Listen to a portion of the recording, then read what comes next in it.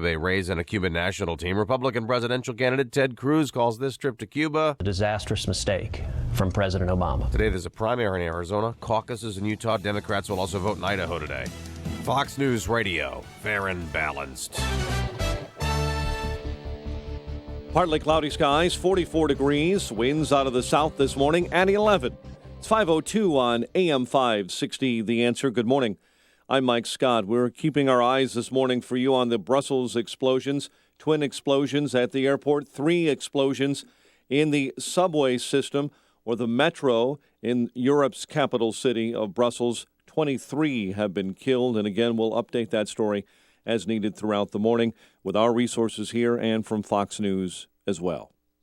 Here locally, an Illinois village faces a lawsuit from 2 men who say they were targeted during an investigation into the death of a police officer who authorities later determined staged his suicide to appear he was gunned down in the line of duty. Preston Shrewsbury and Manuel Vargas say officers harassed them and violated their civil rights in the days after Fox Lake Police Lieutenant Joseph Glinowitz's death. The uncle of a Chicago teen accused of providing the gun used in a fatal shooting of a 14-year-old girl in a Facebook feud over a boy been sentenced to 100 years in prison.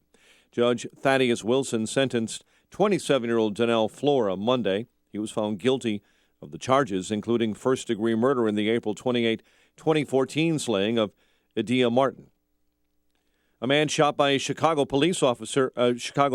officer after police say he struck the off-duty officer multiple times with a baseball bat has been charged in that attack. 32-year-old Anthony Castaneda of Chicago faces charges of aggravated battery on a police officer and aggravated battery with a deadly weapon.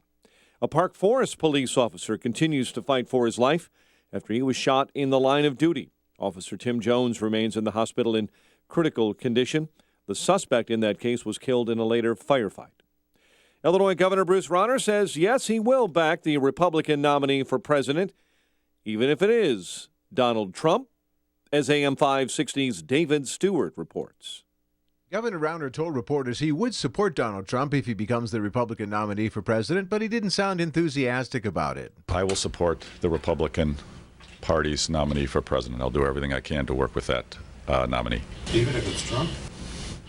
I will support the Republican Party's nominee. And why? I'm the leader of the Republican Party in Illinois. But Rauner wouldn't answer specific questions about Trump. David Stewart, Chicago. Chicago public school officials are telling the Chicago Teachers Union that if their members engage in a one-day strike April 1st, they won't be paid for that day.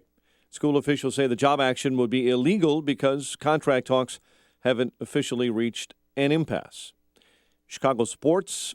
Bulls over Sacramento last night, 109-102. Baseball, Melky Cabrera, his first home run of the spring.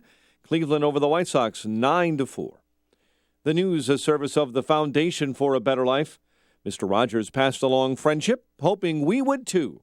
Friendship, pass it on from the Foundation for a Better Life at values.com.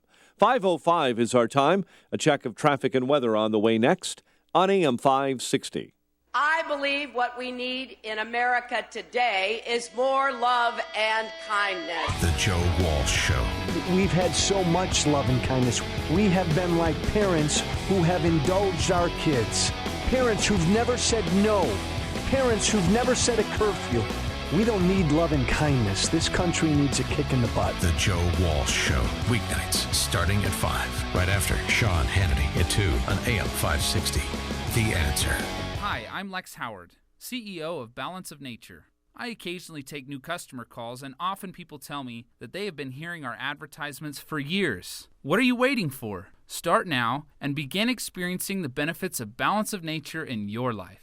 I'm going to tell you right now, and this is crazy. I just went to the dentist, and I had a tooth cleaning, and she's like amazed. She goes, your teeth are great. She goes, I don't even need to be doing this work. And, and health-wise, heart-wise, stamina-wise, it's unbelievable. I just adore your products. I wish I could talk to everybody individually, give them my phone number and say, if you don't believe me, call me up. I'll tell you. It's the best thing you ever did in your life. Good health is just a phone call away. What are you waiting for? Call now and take the health challenge to get a free month's supply of Balance Balance of Nature. Call 1-800-2468-751. That's 1-800-2468-751. Or go online to balanceofnature.com. Use promo code CHICAGO.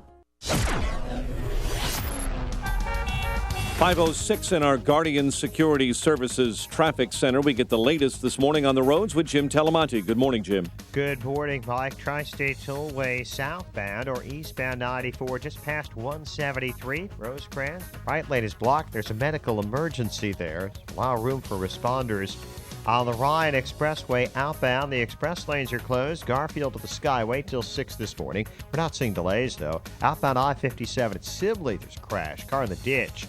Des Plaines, road work is going on 2A at the Adams Tollway. There's a right lane closed each way for the next hour. Elsewhere, though, overnight work has cleared on the area expressways and tollways. Traffic is a service of Mothers Against Drunk Driving. For victims of drunk and drugged driving, their grief is unique, but you're not alone. MADD is here to help. Call their 24-hour victim helpline, 877-MADD-HELP, or visit MADD.org. That's MADD.org. Traffic answers when you need them most. I'm Jim Talamonte on AM 560, The Answer. Jim, thank you. Chicago's Morning Answer getting set to start next. Your official Chicagoland weather forecast from the aircomfort.com Weather Center. 80 years of quality mechanical solutions for your business. Here's the latest this morning with our meteorologist, Kevin Snyder. Today will be breezy and warmer with intervals of clouds and sunshine. High of 61. Tonight becoming cloudy with a shower in spots toward dawn, low of 43. Then occasional rain tomorrow, high of 49. I'm Kevin Snyder on AM 560, The Answer. 44 at O'Hare, 45 along the lakefront. Next news at 5:30. Breaking news as it happens.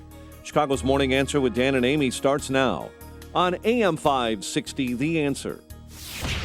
This hourly segment is brought to you by Westmont Economic Development. Choose Westmont.com to develop, relocate, or expand your business. This is Chicago's Morning Answer with Dan Proft and Amy Jacobson on AM 560. The Answer.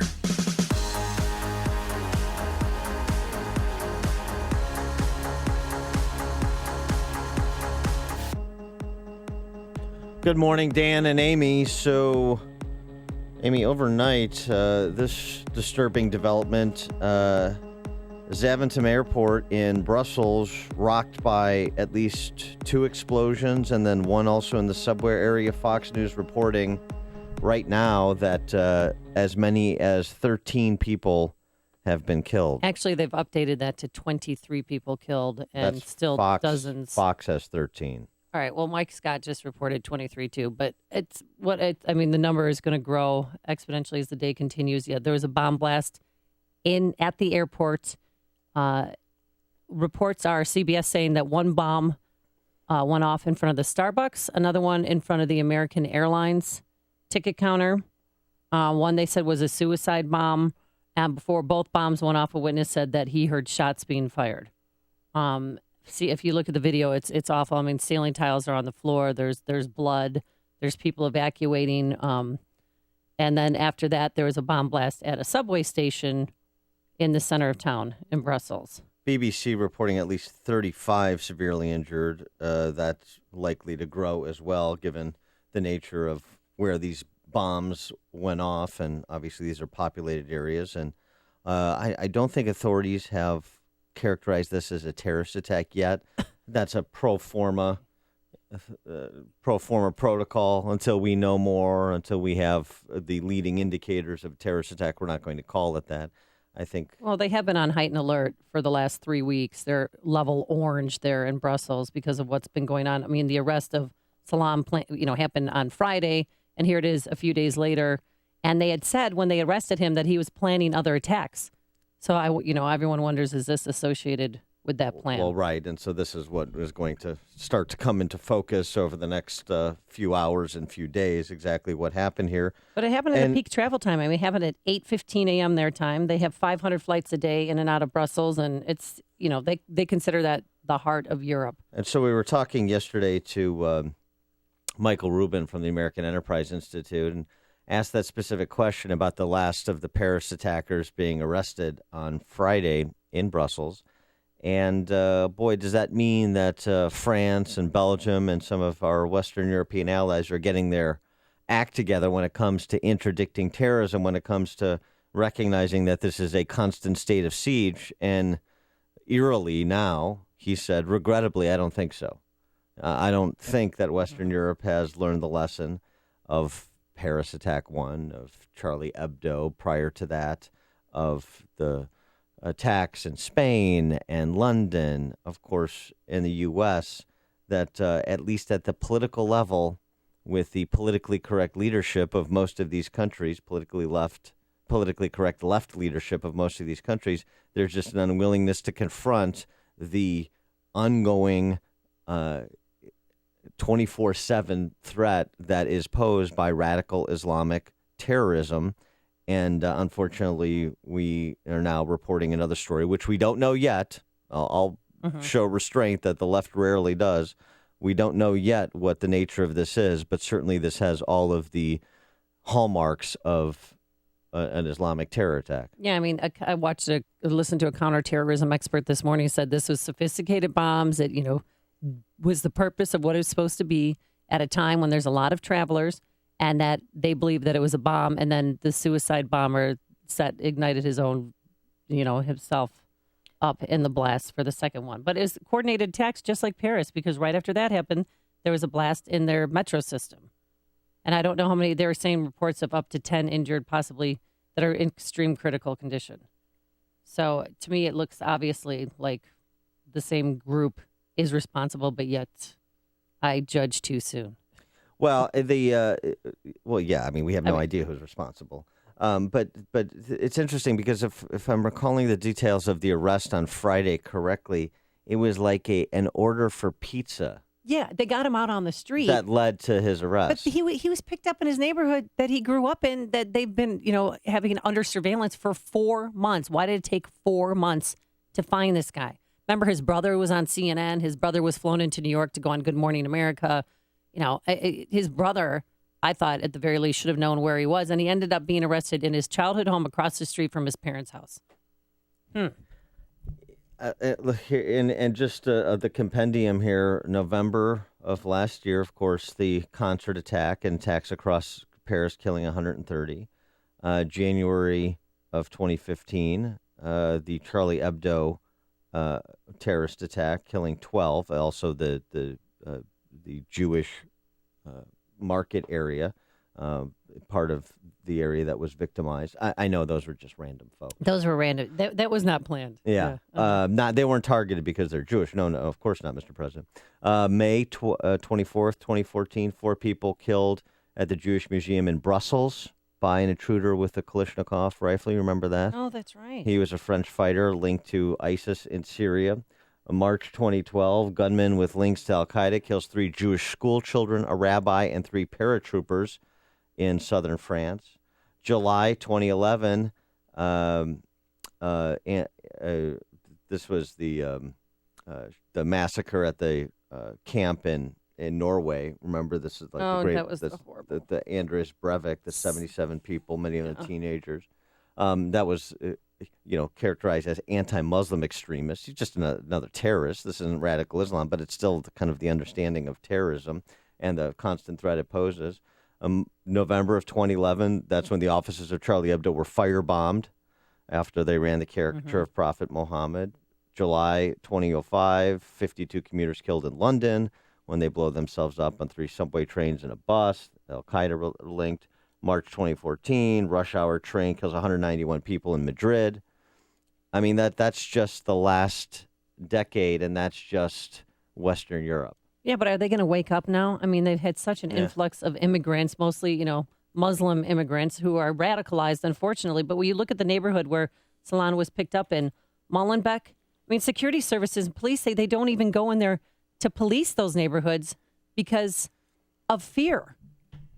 Right, these are Sharia neighborhoods. They're Sharia neighborhoods right. where they enact and they create their own laws and follow their own laws, and they don't care what the government says.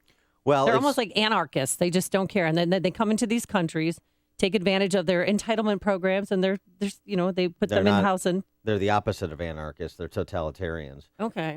That's really what the play is here. There's no room for dissent, and we mean it. So it'll be interesting. The kind of do they get it now? Are we going to do things differently? How many times do we have to ask the same question and stop expecting a different response? But it will renew the debate. And again, we don't know the nature of who perpetrated this bombing attack at the Brussels airport this morning. Yeah, but if that witness is true that said one went off in front of a Starbucks and the other near the American Airlines ticket counter, then they're clearly targeting American-based companies. Maybe. They want to kill us. Maybe. I mean, that's their that's clear. That's their main goal. Yes. And when's it going to end? When's it going to stop? If they took them 4 months to arrest him, you think that they'd bring in other people or bring in help to try and get this guy who was, one of the players in the Paris attack? Well, we don't, we don't know much at this point, but it is going to, regardless of whether it turns out that these were related to Syrian refugees, like with the Paris attack back in November, or whether it necessarily triggers other issues, other policy issues we're talking about, we're going to have the same conversation about knowing who's in your country, who's coming to your country, why they're there and what they intend to do, having more intelligence and more concern about intelligence on people that are in your country, and starting in America, than we do at present. And boy, the backdrop of the presidential race, where Hillary Clinton, I mean, if you get here, that's fine. Everything's good. Enjoy your stay. And why don't you avail yourself of some Obamacare while you're here? That's a very different message than the Republicans are offering in terms of border security and national security more generally. And what happened in Brussels this morning is going to reignite that debate. Listen to podcasts of Dan and Amy from the AM 560 mobile app. Download it today at 560theanswer.com/mobile. Today, breezy, warmer with some clouds and some sun, a high of 61 degrees. Then things are going to change around here the next few days. It'll be occasional rain tomorrow and possibly snow on Thursday. Travel times, here's Jim Telemonte. Thanks, Amy. Good morning. Good morning, Dan. The Edens is clear right now. No problems to report on the Kennedy, the Eisenhower, the Stevenson. The Ryan has outbound road work. The express lanes are closed from Garfield to the Skyway till 6 this morning. We're not seeing delays, though. Outbound I-57 at Sibley. There's a crash, car in the ditch, but again, no delay. Tri-State southbound after 173, Rosecrans. All lanes are open. There was a medical emergency, but there's no issue now, and there's very light traffic volume. Same goes for the other tollways. No problems or delays to report in Northwest Indiana. I'm Jim Talamonte in the Guardian Security Services Traffic Center. No matter what type of business you're in, having a strong business banking partnership can help your bottom line. I'm Jeff Boundy, president of Cornerstone National Bank and Trust Company. We strongly believe that trust, service, and relationship are the cornerstone of a successful business banking partnership. Customers like Rick Williams of Pump Supply agree. Hi, my name is Rick Williams, owner of Pump Supply Incorporated. As a business owner, I recognize the importance of relationships. I need a bank that understands my business and is able to respond quickly and creatively to the needs of my company. Cornerstone has been a valuable business partner and has helped me grow my company and seize opportunities as I come across them. Whether it's providing a line of credit or financing the acquisition of equipment or real estate, Cornerstone has been there for me every step of the way. Thanks, Rick. Please visit cornerstonenb.com, or I invite you to give me a call at 847-654-3000 to explore a business banking partnership. Equal Opportunity Lender. Member FDIC. CertaPro painters are here for every stage of your life, from moving into a new home, creating the ideal nursery, to reinventing your living space. CertaPro painting experts create the perfect setting while you do life. They came to our home and brightened our walls and our moods so very quiet they wouldn't wake a baby. But the best part? They clean up after themselves so you don't have to do it. And now that spring is here, it is the perfect time to spruce up your home's exterior. Take a look at your home. Do you see chipping, peeling, fading? Well, leave it to CertaPro painting experts to refresh, renew, and protect your biggest investment, your home. Now is the time to call for your free estimate and schedule your exterior painting project. 1-800-GO-CERTA, 1-800-GOCERTA. That's CERTA with the C. Or visit CertaPro.com today. CertaPro.com. CertaPro Painters, we do painting, you do life. Each CertaPro Painters business is independently owned and operated. Hi, Barry Sterner, founder of your number one home mortgage lender, Townstone Financial. I continue to get calls and emails from homeowners whose interest rates are above 4%. Please do yourself a favor. Take 1 minute. Dial 312-896-2111 or go to townstone.com and let us give you some no closing cost refinance options today. No closing costs means no hidden costs. I guarantee it, and I own the company. Remember, you don't have to restart your mortgage at 30 years or 15. We can customize the payback period. Also, if your home is worth less than what you owe, we still have the Government HARP program, which will allow you to refinance and save money. And anyone who has an FHA mortgage or one with private mortgage insurance definitely needs to call me now so we can lower your monthly mortgage payments due to the recent increase in home values. The call is free, and so is my time. So dial 312-896-2111. That's 312-896-2111. Or go to townstone.com. That's TOWNSTONE.com. Townstone Financial is an Illinois mortgage licensee 6629 and MLS 136639, equal housing lender. Coming up next, it's me, Mike Gallagher, right after Chicago's Morning Answer with Dan and Amy on AM 560, The Answer. Good morning, Dan and Amy. So, talking about the attacks overnight, the Brussels airport, 2 bombs went off in the airport and one in the subway station. Mike Scott telling us that one of the bombs went off in an oversized bag that was being checked. Yeah, that's where the first bomb went off. At the check zone of the Brussels airport near the American Airlines. I mean, I'm sure all the airlines were there, but near one of their kiosks, and that's where the first bomb went off. And then a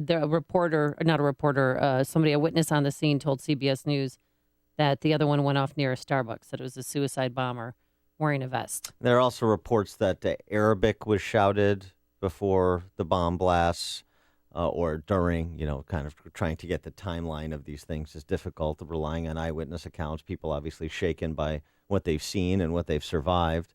Those that have survived to tell about it. There's conflicting reports. I saw you said 23 reported dead. So at this point, Fox News, New York Times saying 13, but we know that this is. I hope you're right. Yeah, well, exactly. We know this is an initial number on the dead and the wounded, and it's likely to climb based on where this occurred. Also, of course, flights canceled into Brussels and the city on lockdown. Yeah, and since this rapidly unfolding crisis was happening, cell phone networks were jammed in Brussels. So officials got onto Twitter and WhatsApp, and they urged people to use that as a way to communicate. And if you see anything, tweet it or use the WhatsApp. And they put all public transportation in Brussels is closed. Metro and train stations closed. Stay where you are. Let's go to Rick in Valpo. You're on Chicago's Morning Answer. Good morning. My thought was, as I'm listening to you discuss the issue, I hate to sound like a Trump supporter, but you got to wonder about the diligence of our leaders bringing in Muslims, people from Central and South America. I'm just wondering if the leaders are they learning anything from what we're seeing overseas in Europe?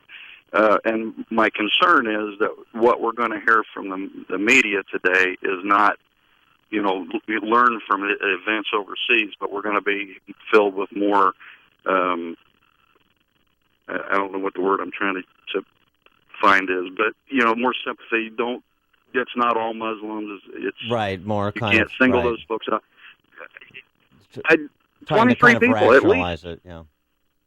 At least 23 people are dead today. And that I know that's coming to America. I just know it is. Well, thanks for the call, Rick. Well, hasn't it come to America? I mean, how long ago was San Bernardino? Yeah, 14 killed there. I know we have short memories, but this is why it's rather incredible, actually. And Trump perhaps blows up the scale. Sorry to use that phraseology, but Too soon. But well, I didn't mean it as a joke. I wasn't trying to use it as a pun. But the idea that we're just a few months removed from San Bernardino, and you could have a major presidential candidate, the likely nominee of the Democrat Party, talking about open borders. I mean, that's essentially what Hillary Clinton has been advocating in these debates. I mean, so has Bernie Sanders, of course, and she's got to kind of mimic him for their primary with how radical left the Democrat Party has gone in this country. But I mean, open borders. Yeah. You're here, whatever the magic number is of Syrian refugees, regardless of our ability to vet them. Yes, you make your way across the border, then you're here to stay. Yep. No problem. We're going to assume I mean, after all of the data that comes in from ICE, 103,000 violent criminals released back into the population here illegally in 2013, the last year that we have accurate numbers. And after all of the attacks we've seen both in Western Europe and North Africa and Central Asia and in California, and we're still having this conversation that to some extent explains the rise of Trump. I know, and this helps Donald Trump. This attack in Brussels helps him. Breaks my heart to say that, but when he says we're going to keep Muslims out temporarily, his following, they're going to love this and stand behind him even more. Well, because it just proves their point. You're like, you know what? Maybe Donald Trump has a point. To keep America safe, we have to keep Muslims out for the time being and properly vet them. Well, rather than attacking the Trump response, what about the assessment of what is begetting that response? If you think that response is disproportional, the idea, again... I'm starting to embrace it. We're indifferent to who's here and why they're here. That's the premise which begets the Trump response of first, no more Muslims, and then, of course, him retrenching and saying temporary ban on Muslims that are non-military and all the other qualifications. But that's what we're not serious about providing for our security and for the security of Americans. So this is the kind of response you get. Okay, well, if the people in charge aren't going to be serious, then we're going to err on the side of someone who is going to really push the envelope. Yeah, and he has made direction. This one of his main priorities in his campaign. Building a wall, stopping illegal immigrants, and focusing on Muslims. Well, somebody who is not necessarily contributing to allaying fears about security is President Obama, who, we talk about the optics of this. So while this is occurring, he's hanging out with a couple of bloodthirsty dictators in Cuba. And if they ask the wrong question, they leave. Raul Castro. Don't ask him a question, Dan, about political prisoners. Well, there are no political prisoners, according to Raul Castro. And also, Raul Castro apparently makes some very good points about America's deficiencies. President Castro, I think, has pointed out that, in his view, making sure that everybody's getting a decent education or health care, has basic security in old age, that those things are human rights as well. I personally would not disagree with that. It's nice that President Obama can find common ground, because that's what the Castro brothers are known for. That's their signature, concern about making sure all their citizens get educated and have access to health care and, have the enjoyment of their natural rights. That's not the regime's record. Oh, by the way, just a point of order, since Castro couldn't put a number on it.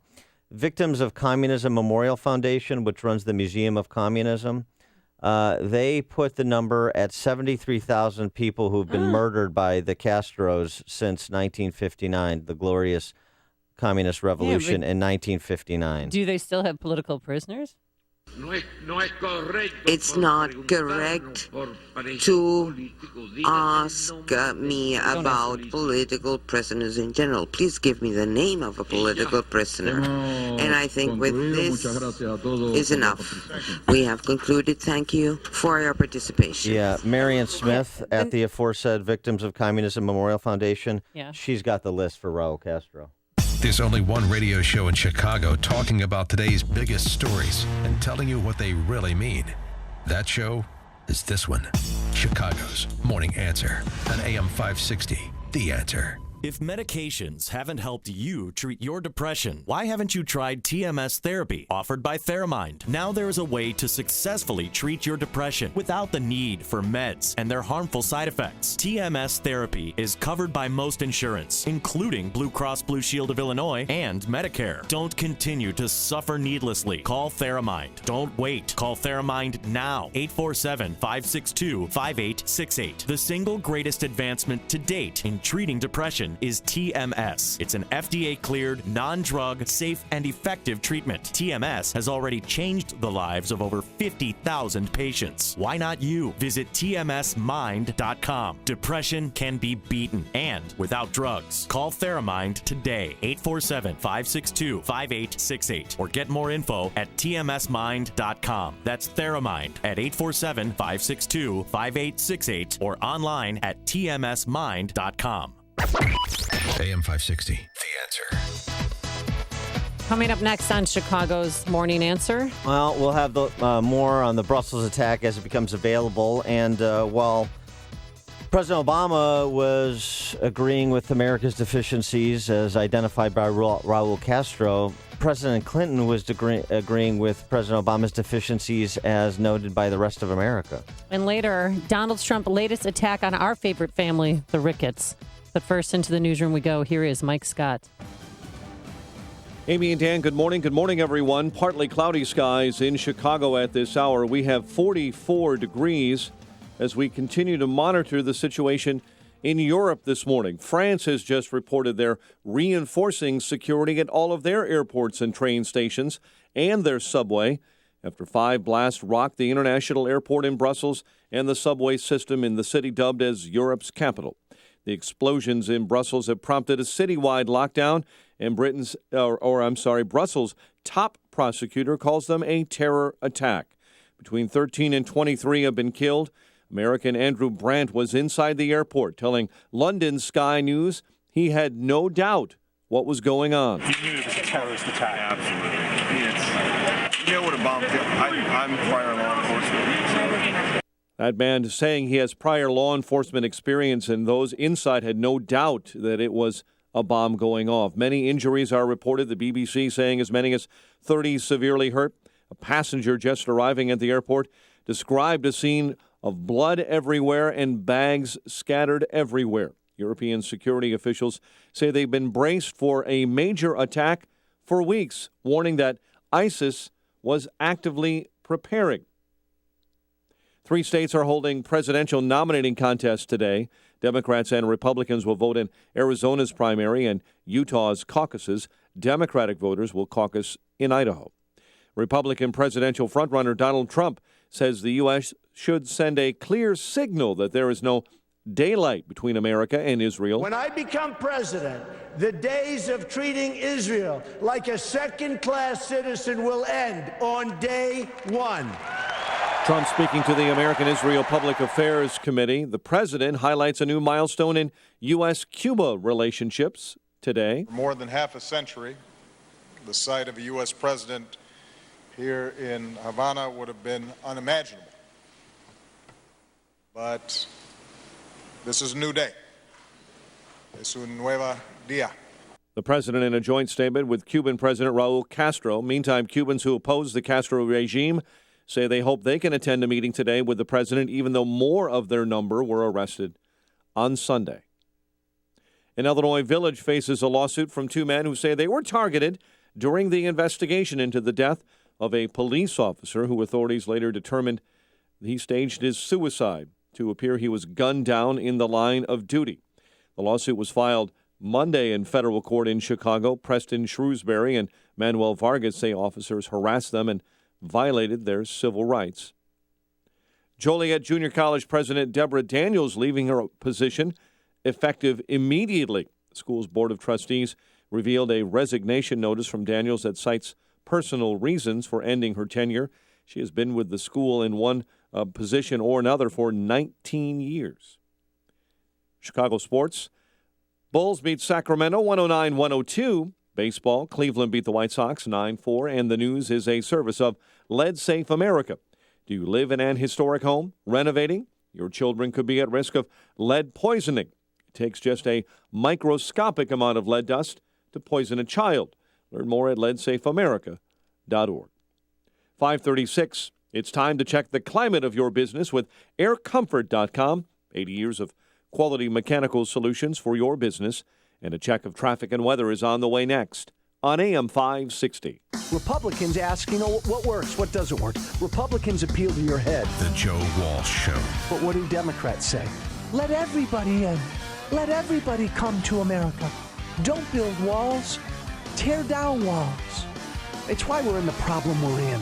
Republicans cannot make freedom and individual responsibility important. The Joe Walsh Show. Weeknights starting at 5. Right after Sean Hannity at 2 on AM 560. The Answer. Here Maps. Hit the open road with free offline turn-by-turn guidance that works anywhere. Get it for your phone at here.com/offline. With warmer temperatures just around the corner, you can't wait to kiss the snow and cold weather goodbye. But Old Man Winter is still lingering around in your carpet, area rugs, and even your tile and grout. Yuck. Months of foot traffic over the winter season brought in water, mud, and salt stains. That's why you need to spring clean with Executive Green Carpet Cleaning. They'll pre-treat those stains, bring your area rug back to new, and make your tile and grout look like it was just installed yesterday. Executive Green uses their own purified water and a natural cleaning solution that leaves no residue, a much safer alternative for your family and pets. Get ready for spring with Executive Green's $139 special, which includes 3 carpeted rooms and their 100% no-risk guarantee. Like them on Facebook to see all the amazing before and after photos. Call 708-599-5151. That's 708-599-5151 or executivegreencarpetcleaning.com. QL1, this is Control. Does Rocket Mortgage require me to fill out a bunch of paperwork? That's negative Control. Rocket Mortgage by Quicken Loans is the first on-demand mortgage machine that quickly and seamlessly imports your financial data. You can go through the entire mortgage process on your own and completely online. Copy that, QL1, but if I wanted to speak to someone, do you think they're out there? They're out there, all right. I've made contact before. In fact, according to J.D. Power, they've provided award-winning client service for 6 years in a row. Roger that, QL1. It's nice to know they're out there, wherever they are. Detroit Control. They're in Detroit. Over. 3, 2, 1. Rocket Mortgage at QuickenLoans.com. Push button, get mortgage. Rocket. Visit for cost information and conditions. Equal housing lender. Licensed in all 50 states. NMLSConsumerAccess.org number 3030.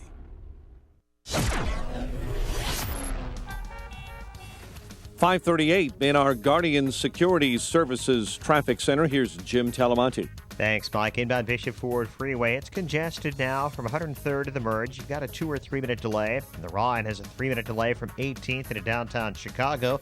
Other expressways and tollways for now are delay-free. The traffic's building. Traffic is a service of Business Outfitters by Land's End. There's an old saying, you never get a second chance to make a first impression. It's true. Business Outfitters by Land's End makes it easier than ever to look your best. You always make a great impression.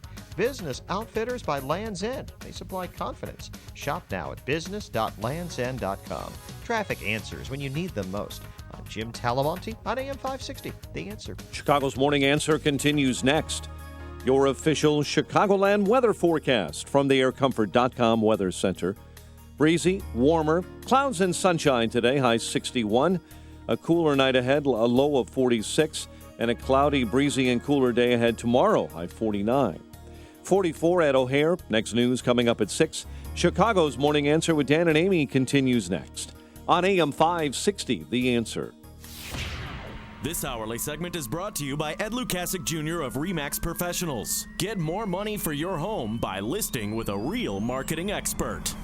Hey, before you read about it on Facebook or Twitter, well, hear about it from your friends. Find out what today's big stories really mean with me, Sean Hannity, today at 2, right here on AM 560, The Answer.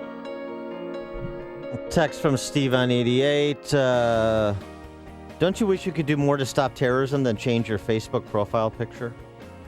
Yeah, good question, Steve. Rhetorical in nature. Text from 708. Last week, Trump said Islam hates us. Why would he think that? I think a note of sarcasm in that text. Talking about the Brussels attack. again, for those just tuning in overnight. 3 explosions at the Brussels airport, 2 in the airport, 1 in the subway adjoining the airport.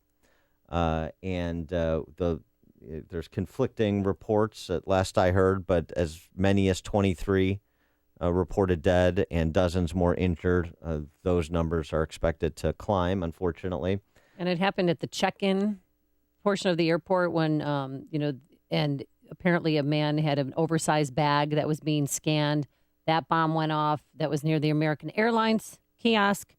And then another bomb went off, probably the suicide bomber's own vest went off. That's what one witness said near a Starbucks, just a few hundred yards away. So, of course, authorities are trying to piece together what exactly happened and who exactly was responsible. There were reports of shouting in Arabic either before or during the attack.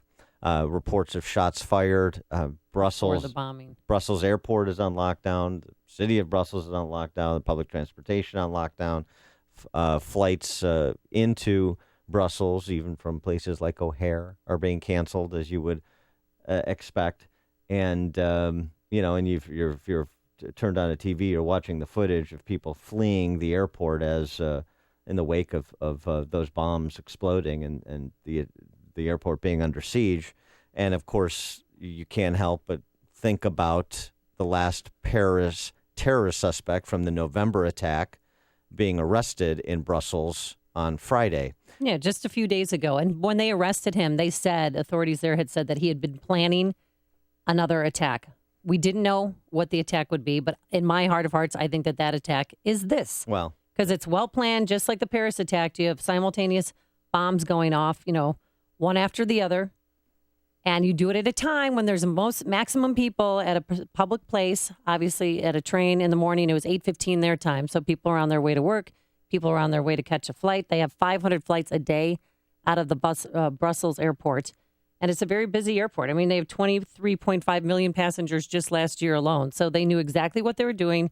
And since they couldn't get on a plane, they probably just decided to do it in the checkout. Well, we don't know, but it'll be interesting to see what the response is in terms of security protocols at airports.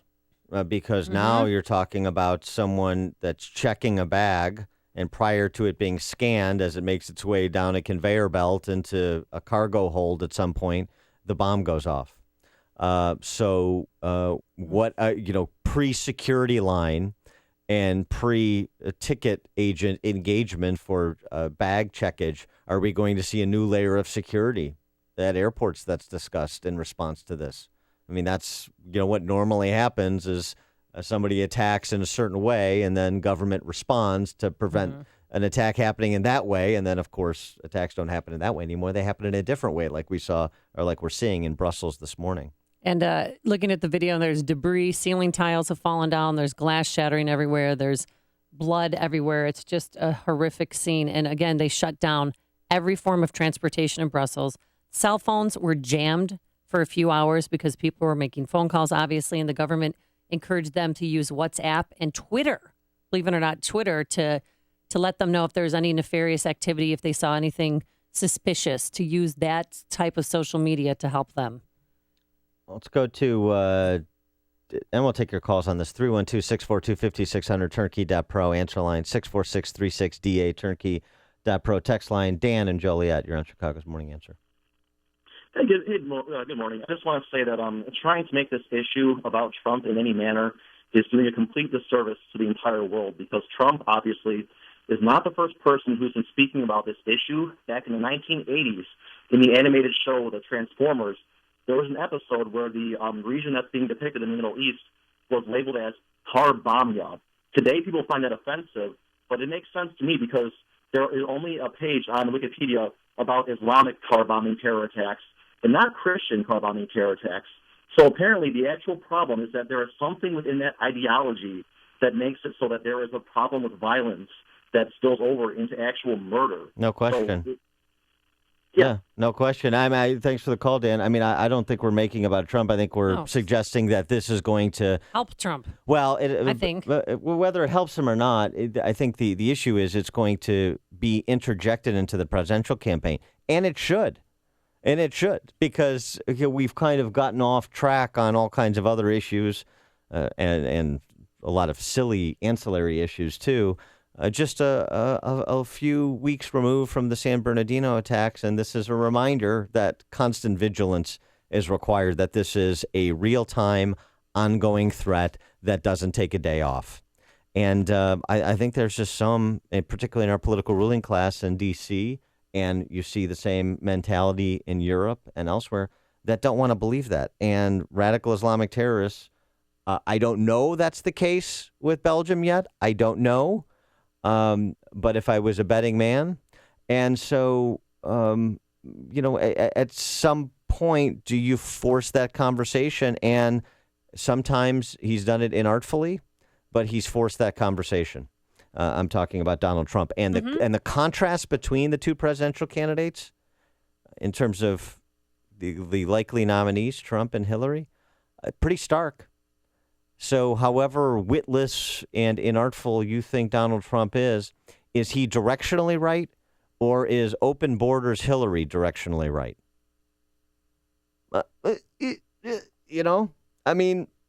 I think that this helps Donald Trump tremendously, because he said he wants to ban Muslims from coming to this country until they're properly vetted. And people are going to wrap their heads around that idea now that this happened, because they're angry that people are dead and that this happened. And probably Americans were killed, too. I mean, it's too early to know for sure. But at that airport, a lot of Americans travel in and out of that airport. And this is the reason why Donald Trump is on the rise. Well, the idea that we should know who people are who are coming to this country and what their intentions are, whether they're here illegally or they've been processed legally, like the San Bernardino wife, wife. on a fiancé visa here. Mm-hmm. The idea that there should be proper vetting and we should slow our roll until there is at least, kind of within a 95% confidence interval and understanding of who an individual is and why he or she wants to come to America. The idea that that is controversial, that that's something that needs to be robustly debated in a presidential campaign, shows how far afield we have gotten. I mean, it really does, in my estimation. Brian in Waukegan, you're on Chicago's Morning Answer. Hey, Brian. Yeah, Dan. Yeah, I'd like to ask you a question, what your opinion is. We have a very large population of Muslims in this country. Of course, we don't know what their plans are. But if you look at a place like Dearborn, Michigan, an enclave that's enormous, are they waiting, rather than doing, and I don't want to say Belgium was a small attack, but rather than doing a series of small attacks in this country, are they waiting to really unleash something huge? Thanks for the call, Brian. No. I mean, I don't think so, because I think that there's some undercover work going on there in Dearborn Heights and Dearborn, and it has been for decades. And if they were going to do something, I think they would have already done something by now. Well, I would say this. I mean, all the security analysts that we talked to suggest it's not a matter of if, but when. And they were suggesting that before San Bernardino. The scale is a good question. Obviously, why hasn't it happened with the same frequency here that it's happened in Europe, for Western Europe, for example? I would say it's a couple things. One, it's a tribute to law enforcement and our intelligence community, often maligned, but we know they have foiled dozens of plots along these lines. Number two, in this country, because of its unique culture, we do a better job of assimilating people. I mean, I think that's right. When you say, where do peaceful pluralist Muslims live, you point to America, you point to Australia, Canada. You don't so much point to North Africa, the Middle East, and Central Asia, where most of them are. Right. And I'm not attempting to kind of cast with a wide net. I'm just explaining the diaspora here. And so I think that's part of it. And part of it is probably a little bit of luck at this point. Mm-hmm. Bill in Wheaton, you're on Chicago's Morning Answer. Hey, good morning. Calling because I wanted to make a comment about security at airports. I've experienced firsthand being escorted into O'Hare and nobody checking our vehicle just because somebody had a badge. That person I was with could have easily have been, let's say, visited at their home, had their family threatened, and said, escort our person in.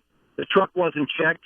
And then further, I was informed how in the early morning, the people checking the baggage are asleep at the terminal. They just walk right past them. They have a whole bunch of normal people getting stopped and shoes being checked. And yet, the real threat, there's no security. So if anyone out there thinks that O'Hare is secure, they are sadly mistaken. Thanks, Bill. Before you see it on TV, share it on Facebook, or read about it in the paper. Hear it here first. This is Chicago's Morning Answer on AM 560. The Answer.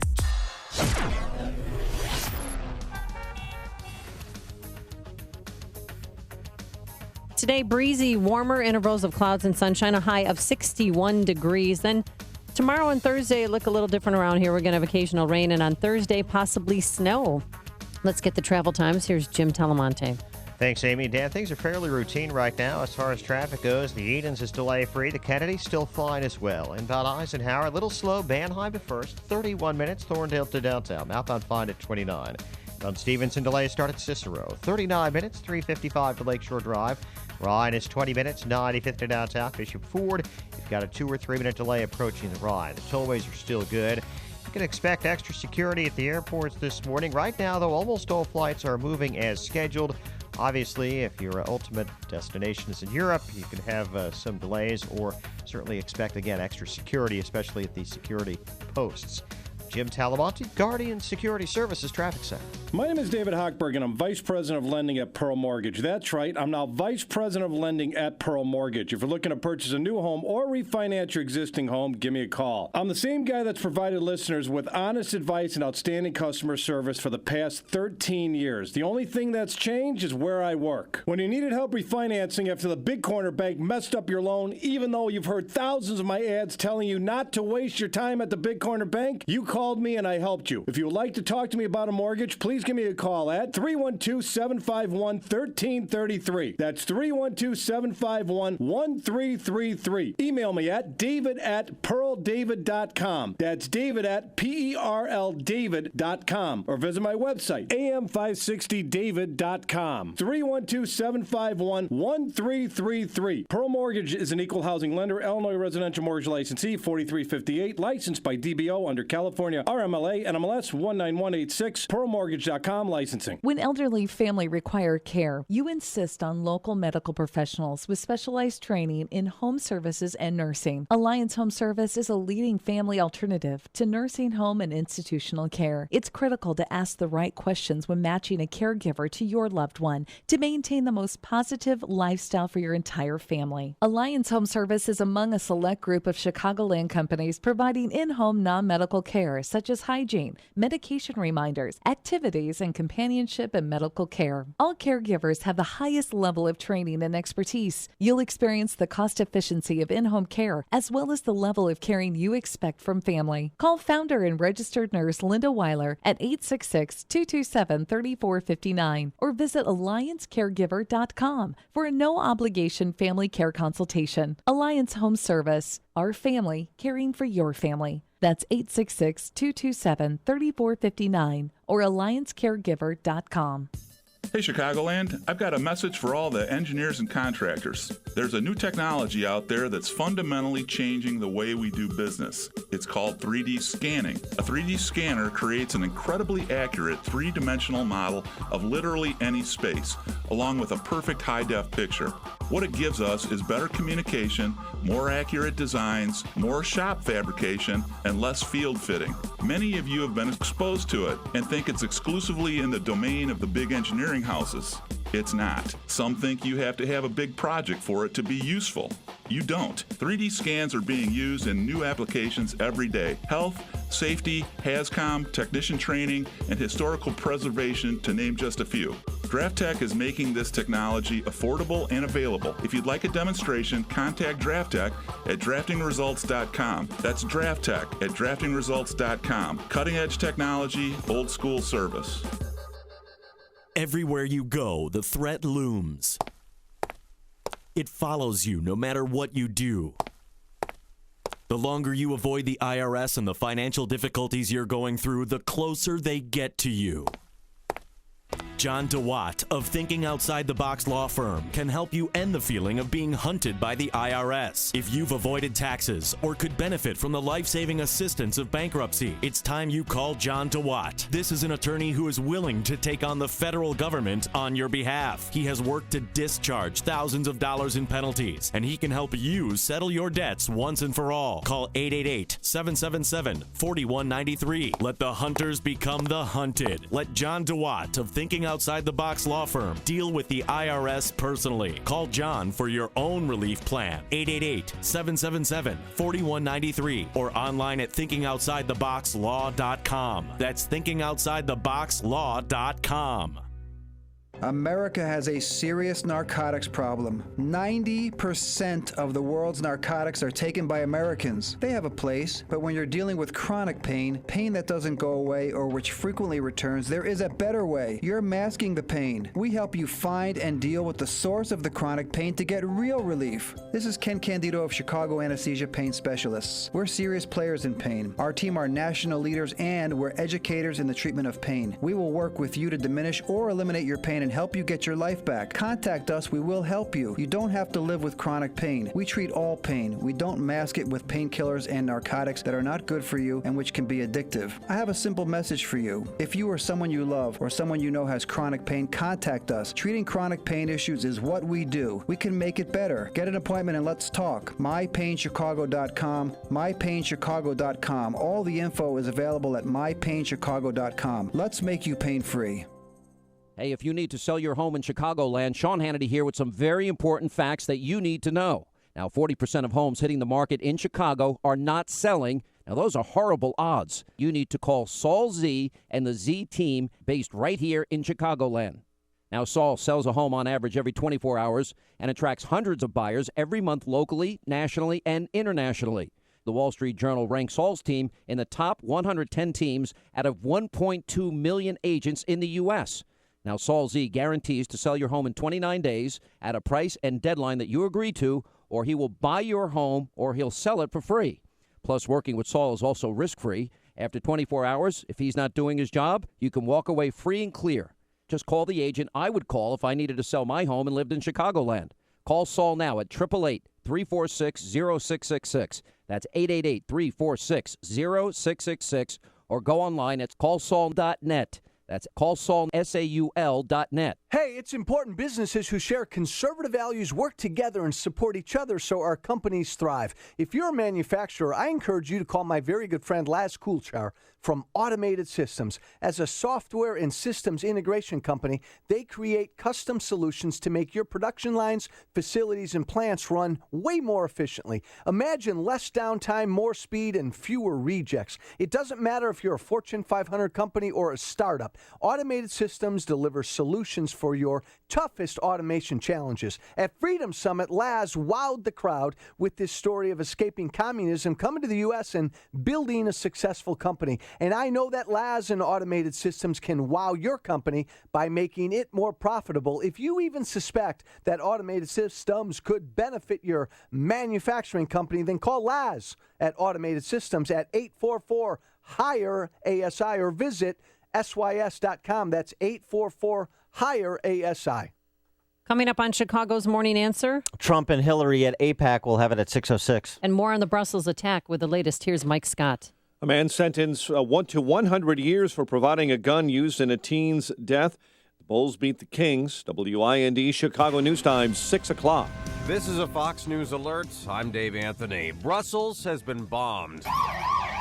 Belgium's prime minister says what they feared has happened. They were attacked blind. Explosions in a subway station, 2 at the airport. I saw people like with head wounds, people like crying, more blood on the roads and glass everywhere. Sky News' Alex Rossi was there waiting to get on a flight. We saw a number of people coming out towards us, looking very distressed, very shocked.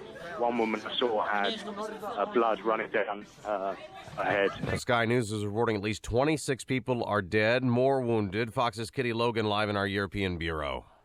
Dave, the Brussels prosecutor has confirmed one explosion at the airport was likely to be a suicide attack. There were 2 explosions in the main airport hall early in the morning. A short time later, a 3rd explosion hit a subway station close to the EU building. Brussels police say there were also a number of deaths at a police station there. The subway system is now shut down. Trains and flights into Brussels are cancelled.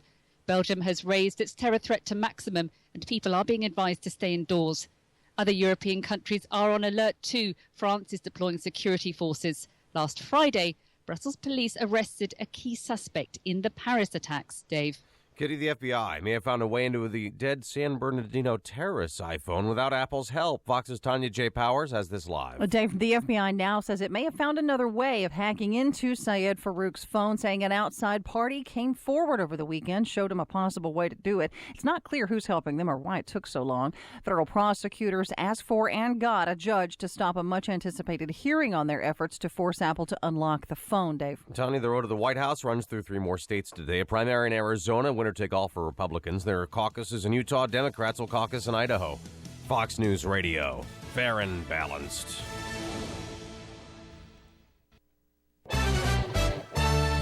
In Chicago this morning at 6:02, 44 degrees.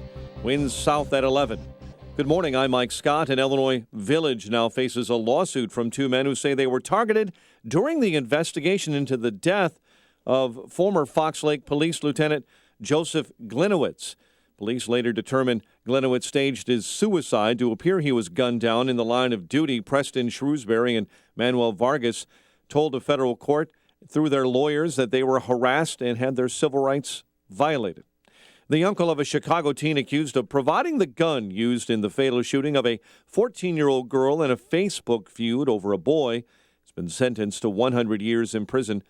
The judge in that case sentenced 27-year-old Donnell Flora after he was found guilty of charges, including first-degree murder in the April 28, 2014 slaying of Endia Martin.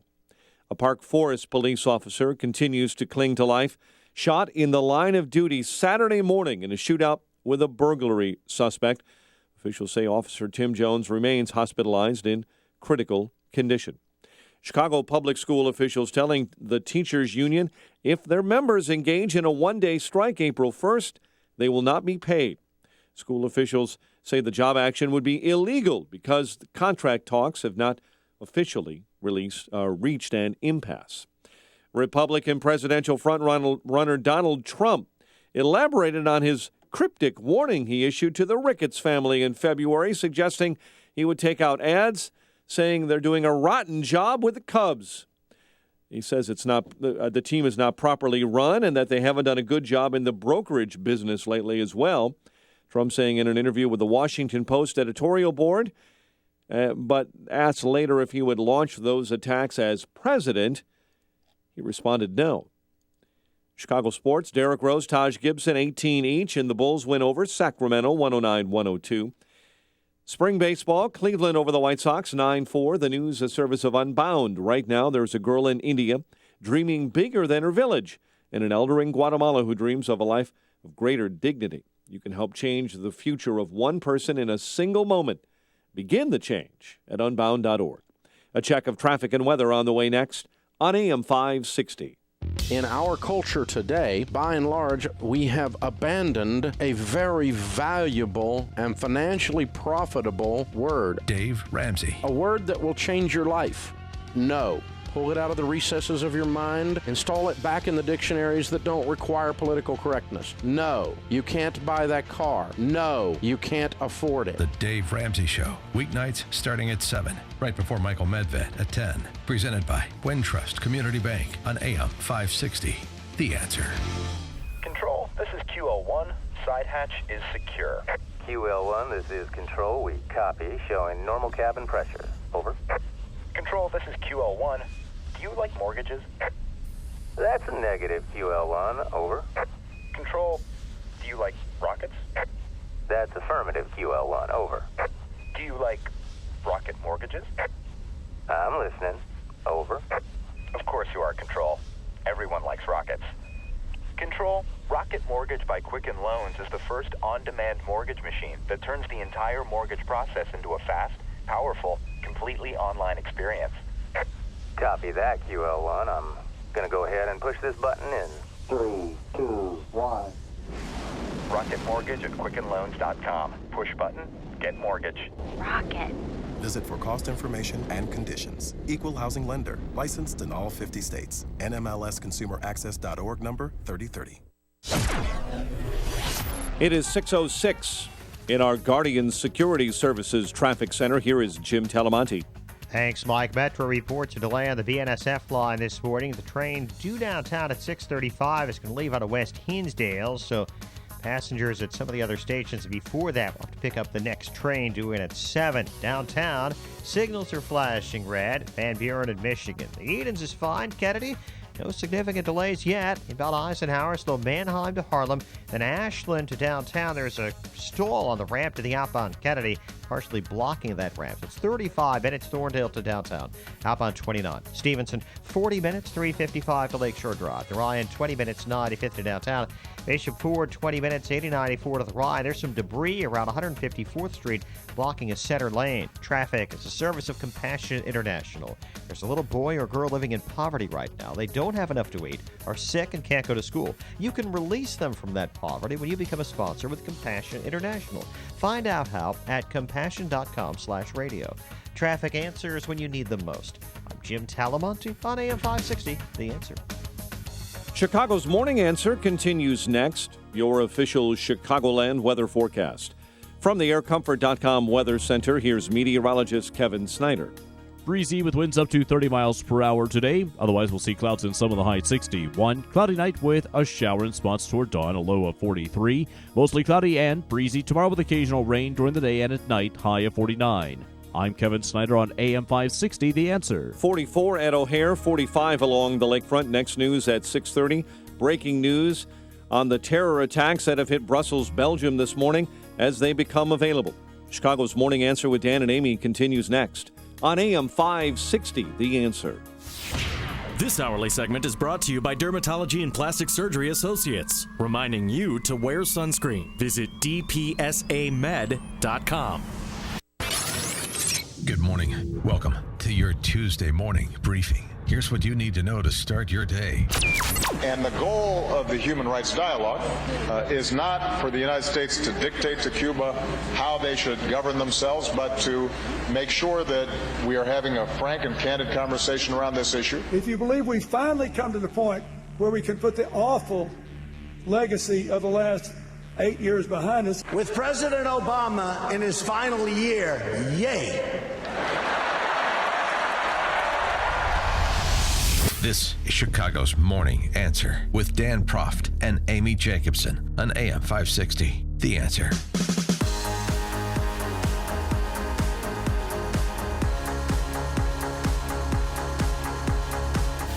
Good morning, Dan and Amy. So just updating, as we feared, the body count in Brussels is growing now. There are varying reports of 26, 28 dead. Yeah, Reuters is saying 28 dead. The Prime Minister of Belgium just came forward and said that there were 3 bombs, 2 at the airport, 1 at a train station near the EU building. Remember, NATO headquarters is there in Brussels, Belgium. And he did confirm that there was 1 suicide bomber, and that person was at the airport at the check-in area of the Brussels airport. So they're saying 28 are dead at this time. And dozens more injured. Yeah, and the city, it's on lockdown. There's no public transportation available. People, you can see them walking out of the airport, and you can see them walking out of train stations because everything has been shut down. And so part of what we know, or what we understand to be true at this point as well, is that one of the bombs that went off was in a bag, oversized bag that was being checked. And so it's, going through screening, going through that little tube. Yeah, ostensibly it's on the conveyor belt, and then it was detonated. And so, that is going to prompt more questions about airport security. And apparently there were shots fired right before the first bomb went off. And then the person who apparently, deductive reasoning, the person who probably was trying to check the bag probably is that suicide bomber that the Prime Minister was talking about. And he apparently detonated the bomb. We don't know. We don't know how many people were part of this attack. True. Okay. We don't know that yet. But, But there was another explosion near a Starbucks. Yeah. During the check-in area. So there's that. And And so the response, in addition to trying to identify the responsible parties, how this was coordinated, how many people were involved, that's just stuff that we do not know at this point, but we will continue to keep it updated. All of this against the backdrop of two very interesting events yesterday. One, President Obama in Cuba. How did that go? And two, the leading candidates for president, as well as the Speaker of the House, speaking to the American-Israeli Public Affairs Committee, AIPAC, largely talking about terror, radical Islamic terror, and talking about state sponsors of terror, like Iran. By the way, Cuba is also a state sponsor of terror. I mean, at least if you believe the United States State Department, I thought they were taken off the list. Their country reports on human rights practices for 2014. Cuba is an authoritarian state responsible for ongoing human rights abuses. That's what we said about Cuba in 2014, the State Department under this president. But that's not what we're saying now. What we're saying now is Cuba's right and we're wrong. The president is saying it. President Castro, I think, has pointed out that, in his view, making sure that everybody's getting a decent education or health care, has basic security in old age, that those things are human rights as well. Yeah. Really? Says President Obama, echoing Raul Castro's critique of the United States. To try and just let that wash over you for a second. Bill Clinton in Spokane, Washington, apparently he's a little fed up with the President of the United States, even if his wife can't say so. Listen to this. But if you believe we can all rise together, if you believe we've finally come to the point where we can put the awful legacy of the last 8 years behind us and the 7 years before that when we were practicing trickle-down economics and no... Yeah, you get the critique about George W. Bush. That's not the lead. If we can put the awful legacy of the last 8 years behind us. Wow. The last 8, you mean the Obama years? Did he get that right? Those 8 years? Well, it wasn't like he misspoke because he said the 8 years, the last 8 years, and then the 7 years before that. Okay. How about that? It's a rare opportunity to be in vociferous agreement with Bill Clinton. And, boy, I'll be interested in the fallout from that. President Obama may get on the blower to his old friend Hillary there. How soon until Obama responds to this terror attacks in Brussels? Well, I don't know. Would that interrupt his troop? Because he does have that baseball game today. Cuban Nationals are taking on the Tampa Bay Devil Rays. So that might affect the game. He's attending the game. Hey, Raul. Hey, Raul. Want to have a catch? Donald Trump and Hillary Clinton and Ted Cruz at AIPAC yesterday. Kasich was there too, by the way. Oh, yeah. Him too. Trump on script. I got to tell you, Trump with a teleprompter, a different man. He's a very disciplined candidate, and I actually listened to what he would say. Well, I know, Dan, but he never uses teleprompters because, he's above that. That's not, It's not authentic. It's not, no, but I was pretty impressed with his speech yesterday. Well, and he was well received. There was no mass walkout, as predicted. There wasn't. One person left to go to the bathroom. Yeah, that doesn't count. Okay. And it seemed like he charmed the crowd. There were a number of standing ovations. You know what his biggest applause line was? This one. With President Obama in his final year, yay.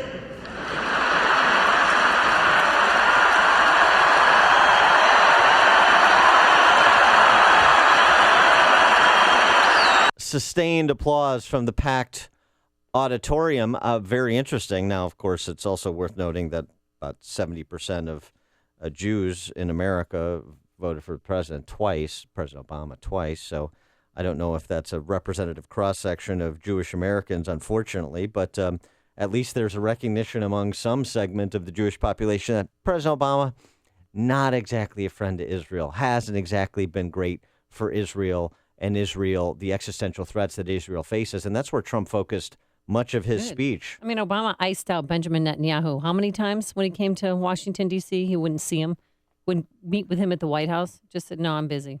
Well, and in the context of what we're talking about with Brussels and state sponsors of terror, Trump went right at Iran in that deal and said in no uncertain terms, my number one priority is to dismantle the disastrous deal with Iran.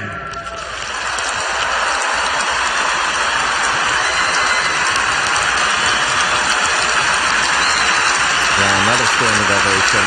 And I'll tell you what, I don't know if it's Waleed Faris, who's part of these this group of foreign policy advisors that Trump rolled out as persons he's consulting with on these matters. We've had Besides Waleed, Jeff Sessions. right? We've had Waleed Faris on the show a number of times, and he's very sharp and very astute observer and foreign policy expert as it relates to he's Christian, but as it relates to radical Islamic terror. And this kind of flourish that Trump offered on Iran's ballistic missile testing was quite strong. And I don't think a Trump original thought, but he delivered it well. Iran has already, since the deal is in place, test-fired ballistic missiles 3 times. Those ballistic missiles, with a range of 1,250 miles, were designed to intimidate not only Israel, which is only 600 miles away, but also intended to frighten Europe and someday maybe hit even the United States. And we're not going to let that happen. We're not letting it happen. And we're not letting it happen to Israel, believe me.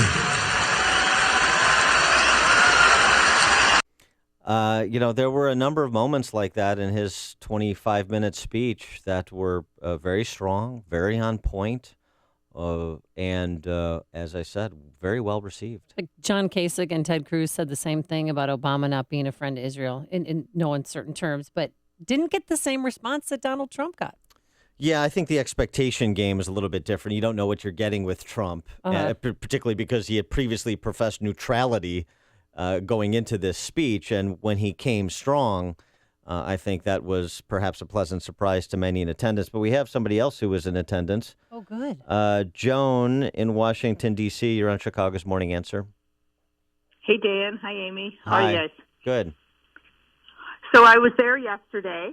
I'm actually the Republican nominee for Illinois 9, running against Jan Schakowsky. No. And when we were, and where was Jan Schakowsky yesterday? Cuba. In Cuba. She was, you got it. She was in Cuba with Obama. Well, you're with friends and she's with friends. That's fair. All right, so it was crazy walking in. There was tons of security. There were Trump supporters and Trump protesters blocking all the streets going in. The first presidential candidate to speak, as you know, was Kasich. And I was surprised because a lot of people think of Kasich as a spoiler. You know, he can't win. He's pulling votes from Cruz. And I was surprised. He did speak first, but he got maybe 8 to 10 standing ovations. And then Ryan came on. And Ryan was the guy. He was young, energetic, you know, he's good looking, he's charismatic, he jumped right out. The crowd went crazy. Everyone around where I was sitting was saying, this guy's going to be president in 10 years. Yeah, okay. So What about this year, Trump versus Hillary? No, this is what America's got. The dumbing down of America. We're at Trump versus Hillary. Then, but Ryan, we've got him, maybe in a decade. Then Trump. I agree with you completely, Dan. He was well received. He was very funny. The crowd liked him. He acted presidential. He spoke with authority. It's strange when you're so close up to him. His skin is orange. So, you know, I don't know about Good to know. Yeah, it comes across. Joan, we got to go, but thanks for the call. Appreciate it. Enjoy your time there. And that's great. And good luck in the fighting Knights. And I'm glad that that Trump resisted the temptation to do his Jackie Mason routine. This is the morning show more Chicago radio listeners are choosing. This is Chicago's Morning Answer on AM 560. The Answer. Your phone calls coming up. And also, Trump targets one of Chicago's favorite families.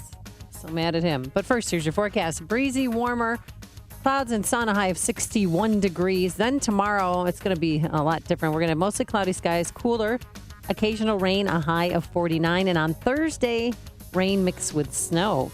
Travel times. Let's get the latest from Jim Talamonte. Thanks, Amy. Dan Kennedy inbound. Slow Cumberland to Sayre. 23 minutes. O'Hare to downtown. Outbound 21. Eden's just a little heavy approaching the junction. At this point, no more than a 1 or 2 minute delay. About Eisenhower stop and go. Manheim to Harlem and Demon to the Burns Circle. There was a stall on the ramp to the outbound Kennedy. It's now cleared, but it's 40 minutes. Thorndale to downtown. Outbound 30. Stevenson, 41 minutes, 3:55 to Lakeshore Drive. Outbound, it's fine. The Ryan, 25 minutes, 95 to downtown. I-57, 19 minutes. I-80 to the merge. Bishop Ford, 19 as well. Eastbound Adams Tollway, little slow. Roselle to 53, and from the Des Plaines Oasis to Manheim.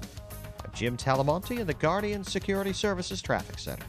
This is Pete. I've had 3 missing teeth and have been thinking for a while about getting something done to get them replaced. I went to Dr. Neruzzi at Fox River Periodontics to see what they could do, and I'm glad that I did that. The staff there was fantastic. Dr. Neruzzi made sure I was comfortable during the entire process, always checking to make sure there was no pain. All my visits were very pleasant, and I'm glad I had it done. Another piece that made it fantastic was they worked with me on the payment. As all of us know, these are not inexpensive items to do, so they worked with me on the payment options as well as with my insurance carrier to help minimize my out-of-pocket cost. I feel so much better now that I've had my teeth and my dental implants put in. I feel more confident as I'm walking around. For those of you out there that are missing teeth and thinking about doing this, I would recommend you see Dr. Neruzzi and his staff. They're great, and I would highly recommend them going forward. This is Dr. Neruzzi. I personally guarantee your happiness with your implants. Go to implantsforme.com. For missing teeth, dental implants are wonderful. The advantages are fantastic. Just remember, implantsforme.com. Implantsforme.com. If you're a baby boomer or senior without an estate plan or have other existing legal needs, rest assured, peace of mind can easily be yours. Stordo, Finn, and Rosinski proudly support AM 560's Feed the Children Business Benefactor Program and are excited to introduce their family law firm to listeners like you. For over 3 decades, they've provided Chicagoland families with estate plans and solutions, including elder care and nursing home planning, wills, trusts, guardianships, and probate avoidance. Stordo, Finn, and Rosinski take a friendly, professional approach. Their mission is to always treat clients just like family and provide quick response to your questions. And you'll always speak with an attorney. Please call Stordo, Finn, and Rosinski, the People's Lawyer, for your initial no-obligation consultation at 630-860-5520 or visit peopleslawyer.info. That's 630-860-5520 or online at peopleslawyer.info.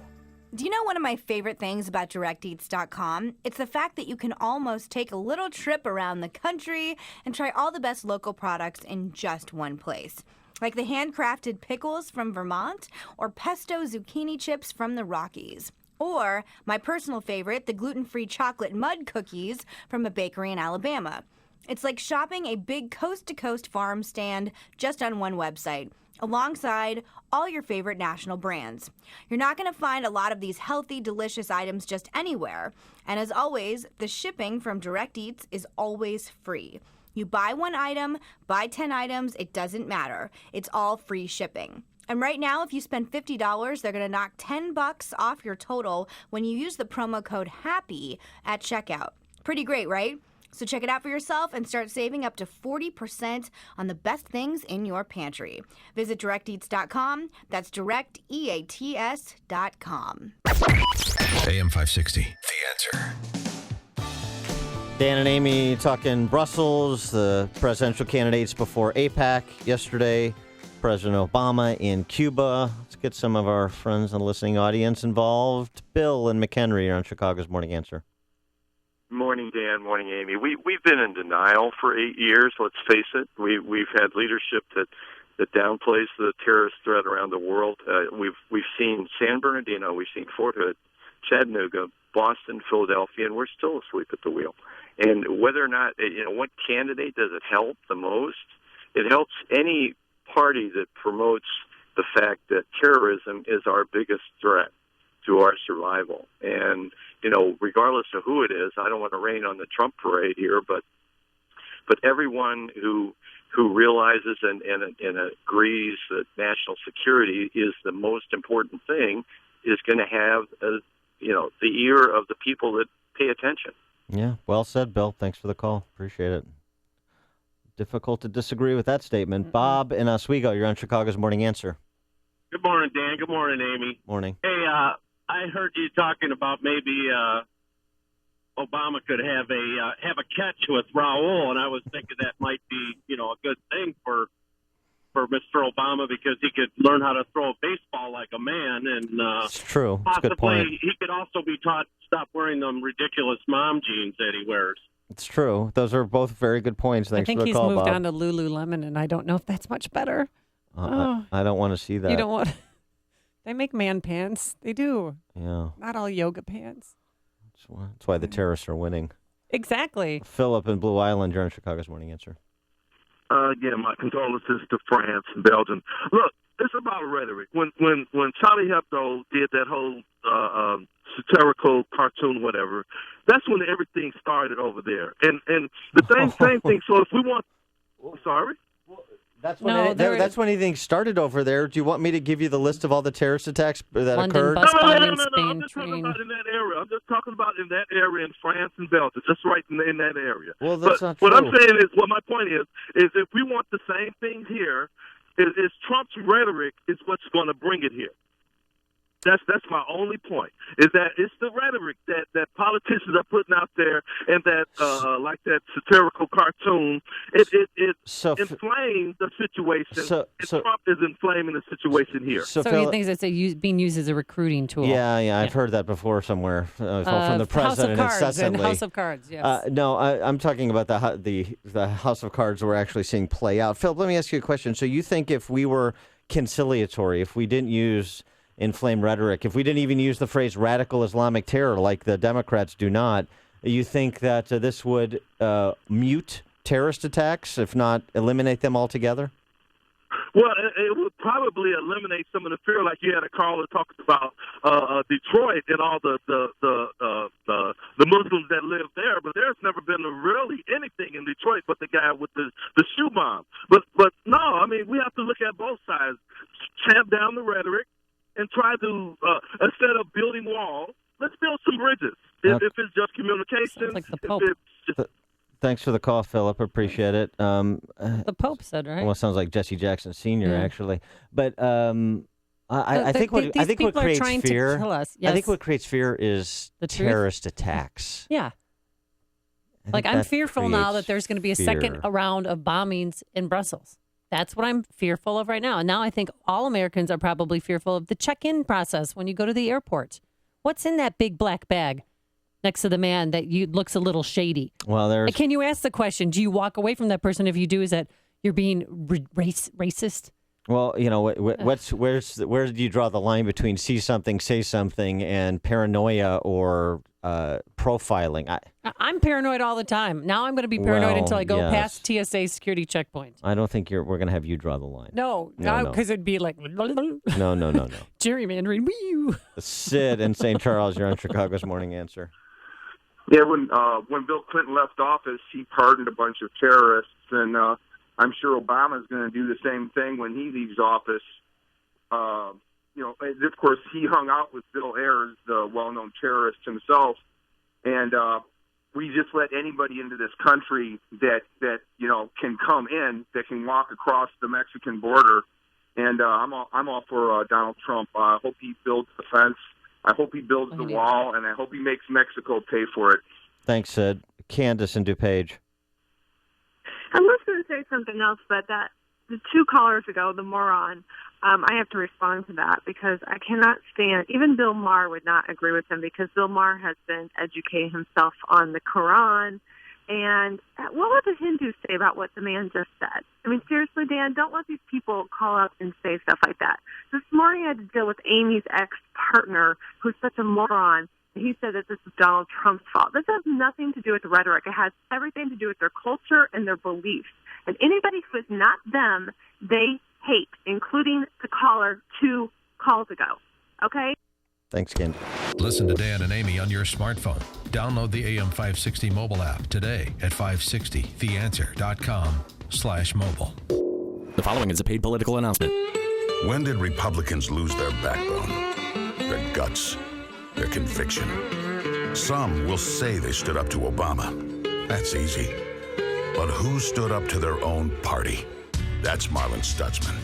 Marlin said no to the establishment by voting against John Boehner. And he fought sweetheart deals on both sides by voting against the omnibus. Because politicians refuse to get it done, Marlin authored the only conservative budget that actually balances. And to keep the Washington crowd from getting cozy, Marlin is fighting for term limits to toss the career politicians out. It's not good enough to just vote for candidates who say they're conservative. We need leaders who have the guts to act like one. Marlin knows when Republicans bend, America breaks. Stand strong, Marlin. Conservative Marlin Stutzman for Senate. I'm Marlin Stutzman, and I approve this message. Paid for by Stutzman for Senate.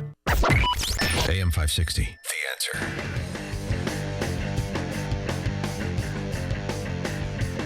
Coming up on Chicago's Morning Answer. We'll pick up our discussion of Brussels and Cuba and presidential speeches before APAC with KT McFarland, Fox News Channel national security analyst at 6:36. And injury and death totals on that suicide bombing in Brussels with the latest now.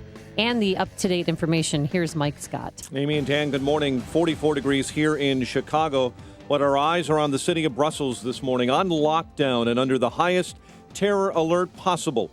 After a number of explosions tore through the international airport and a metro train station and the EU headquarters. A spokesman for Brussels Metro says 15 were killed on that train, 55 injured. And Belgian media are reporting 13 dead and 2 explosions at the airport with many others injured. That is an unknown, undetermined number at this moment. Fox's Ian Woods, Fox's sister network Sky News, is in Europe this morning and has the very latest on the precautions being taken both in Brussels and around Europe this morning. Moments after 2 explosions ripped through the terminal building and passengers were running for their lives.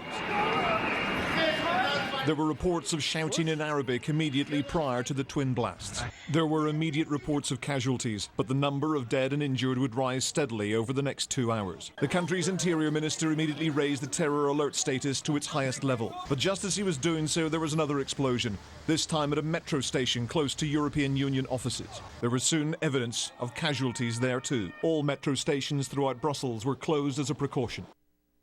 That's Sky News reporter Ian Woods. No immediate claims of responsibility, according to Woods, for the attacks, but European security officials have been expecting a strike by ISIS. Voters in 3 states cast ballots in presidential nominating contests today. Democrats and Republicans will vote in Arizona's primary and Utah's caucuses. Meantime, Democratic voters will caucus in Idaho. The FBI says it may not need Apple's help to crack an iPhone that belonged to one of the San Bernardino shooters. A judge granting a request to postpone a hearing in the Justice Department's case against Apple yesterday. Investigators asked to delay the hearing after being presented with yet another method for getting into Saeed Farouk's phone. Infrastructure repairs, improving public health, expanding early education, all part of a new action plan for Flint, Michigan, unveiled by Michigan Governor Rick Snyder. I kick myself every day wondering what questions I could have asked, what things we could have come back with to say, why didn't we just use some common sense? The 75-point plan calls for stricter lead standards, not just for Flint, but for the entire state of Michigan. The uncle of a Chicago teen accused of providing a gun used in a fatal shooting of a 14-year-old girl in a Facebook feud has been sentenced to 100 years in prison. 27-year-old Danelle Flora was sentenced Monday after being found guilty of charges including first-degree murder in the April 28, 2014 slaying of Endia Martin. The head of Illinois' Child Welfare Agency is pushing legislation developed out of a consent decree aimed at improving care for youths in this state. Agency Director George Sheldon appeared with the governor at a Monday news conference to tout the changes. One bill that's in the reform plan calls for expanding who can apply to be a child's guardian. The other would let caregivers decide if a child can participate in extracurricular or social activities instead of the agency. Chicago sports, Bulls beat Sacramento 109-102. Baseball this spring, Cleveland over the White Sox 9-4. The news, the service of Lead Safe America. More than 1 in 3 American kids has lead in their blood. No level of lead is safe. Lead poisoning can cause learning disabilities and behavioral disorders. Has your child been tested? Learn more at leadsafeamerica.org. A check of traffic and weather on the way next on AM 560. Mike Gallagher does the math after mini Super Tuesday. Ted Cruz needs to win about 75% of the remaining votes in order to get the 1,237. Trump needs to get anywhere between 50 and 60% of the remaining votes, somewhere in that ballpark. It's mathematics. It's just math. And anything could happen. The Mike Gallagher Show, weekdays at 9, right before Dennis Prager at 11 on AM 560. The Answer. It's Galaxy's free sale. Free installation, free design, and free financing. 773-783-8300. Call Galaxy. Wow, Dad, look at it go. It's a home run. It sure is. I love this old ballpark, and I love the way they take care of it. It's amazing, and I'm really looking forward to the next game. And next time, you'll bring that grandson of mine, huh? Strata Contractors knows that protecting your historical landmarks, professional buildings, and entertainment venues means preserving today's memories for future generations. That's why nationally recognized stadiums, unique architectural buildings, and other venues trust Strata Contractors to create and preserve beautiful and safe environments for their properties. Strata Contractors is equipped to handle complex general contract work inside or outside of your building. They specialize in concrete and masonry, restoration, structural, and ornamental steel. If you're a building owner or facilities manager, make the call to 773-348-8900. That's 773-348-8900. See their case studies on stratacontractors.com. No matter what type of business you're in, having a strong business banking partnership can help your bottom line. I'm Jeff Boundy, president of Cornerstone National Bank and Trust Company. We strongly believe that trust, service, and relationship are the cornerstone of a successful business banking partnership. Customers like Robert Weissite of Robert C. Weissite Company agree. I appreciate the depth of experience my Cornerstone banker brings to the table. Last June, we located a building we wanted to buy for expansion. My Cornerstone banker walked me through everything I could expect to face in advance, from the letter of intent all the way through the day of closing. It went very smooth and predictably and with low stress. He had been through this type of transaction many times, and his years of experience helped me make my purchasing experience predictable, efficient, and successful. Thanks, Bob. Please visit cornerstonenb.com, or I invite you to give me a call at 847-654-3000 to explore a business banking partnership. Equal Opportunity Lender. Member FDIC. 6:38 in our Guardian Security Services Traffic Center. Here's Jim Talamonte. Thanks, Mike. The inbound Edens has delays from Cicero to the junction. 21 minutes Lake Cook to Montrose, outbound 19. The Kennedy, 26 minutes O'Hare to downtown, outbound 21. The Eisenhower, 49 minutes Thorndale to the post office, and 36 from Manheim, outbound 33 to Thorndale. Inbound Stevenson before First Avenue. It's a crash in the 2 left lanes, then a stall past Harlem in 1 left lane. So it's 50 minutes, 355 to Lakeshore Drive, 35 from the Tri-State, outbound 37 minutes to 355. Ryan, 25 minutes, 95th to downtown, I-57, Bishop Ford, both 26 minutes from I-80 to the merge. Traffic is a service of InvisibleFence.com. Protect your pets with Invisible Fence brand. Keep them in the yard, away from the pool, and off the furniture. Invisible Fence brand has the answer to training your pets at InvisibleFence.com. Invisible Fence brand can install in any weather, rain or shine. Visit InvisibleFence.com. Traffic answers when you need them most. I'm Jim Talamonte on AM 560, The Answer. Chicago's Morning Answer continues next. Your official Chicagoland weather forecast from the aircomfort.com Weather Center. 80 years of quality mechanical solutions for your business. Breezy and warmer today. Clouds and sun mixed, high 61. Currently 44 at O'Hare. Next news at 7. And Chicago's Morning Answer with Dan and Amy continues next on AM 560, The Answer. This hourly segment is brought to you by Artistic Dentistry, providing excellence in the art of science and dentistry. Visit donewithdentures.com. Your money. Find out how to keep more of it and live debt-free. Tonight on The Dave Ramsey Show, starting at 7 on AM 560. The Answer.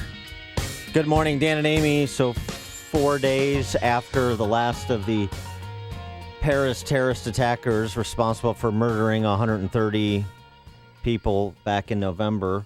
Yeah, 4 days after that yeah. arrest, you have bombs exploding at the Brussels airport this morning. Yeah, 2 bombs went off there. One was a suicide bomber that detonated himself along with it.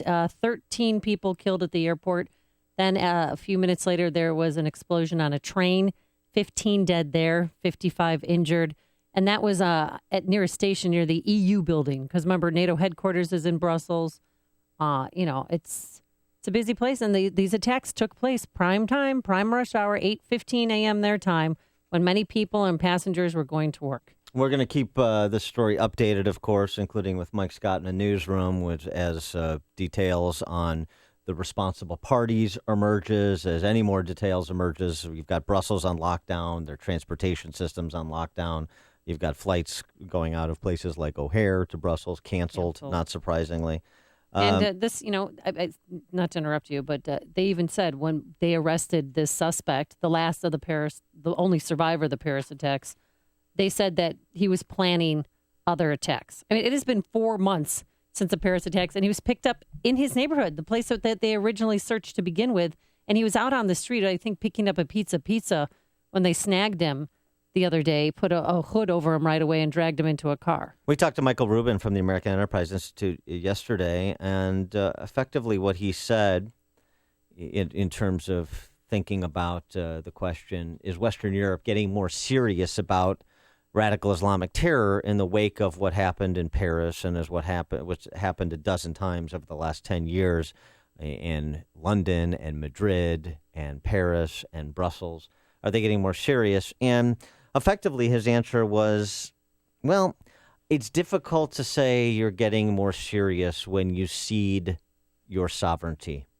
And even if it's just ceding your sovereignty in certain neighborhoods or certain communities, and that's what Paris has done. And that's what Brussels has done. And there's some point of view in this country that that's what we should do, because that's just all part of peaceful pluralism. I'm not so sure it is. There's a lot of discussion now about rhetoric that always turns to rhetoric, and particularly Donald Trump's rhetoric. And Donald Trump said recently, Islam hates us. And that was widely derided. And I wouldn't use those words exactly, but was Trump directionally right? I mean, I think words are important, particularly from political leaders, but in general, this is the currency of politics. It's how we understand and deal with one another. So the words you choose are important. And Donald Trump needs to be held responsible for the words he chooses. What about the rationalizations for totalitarianism on the left? Are those words important? Do op-ed writers at places like The Nation, do they need to be held accountable? Does Hillary Clinton, a presidential candidate, and Bernie Sanders, a presidential candidate, advocating open borders, do they need to be held accountable for the implications of their policy positions?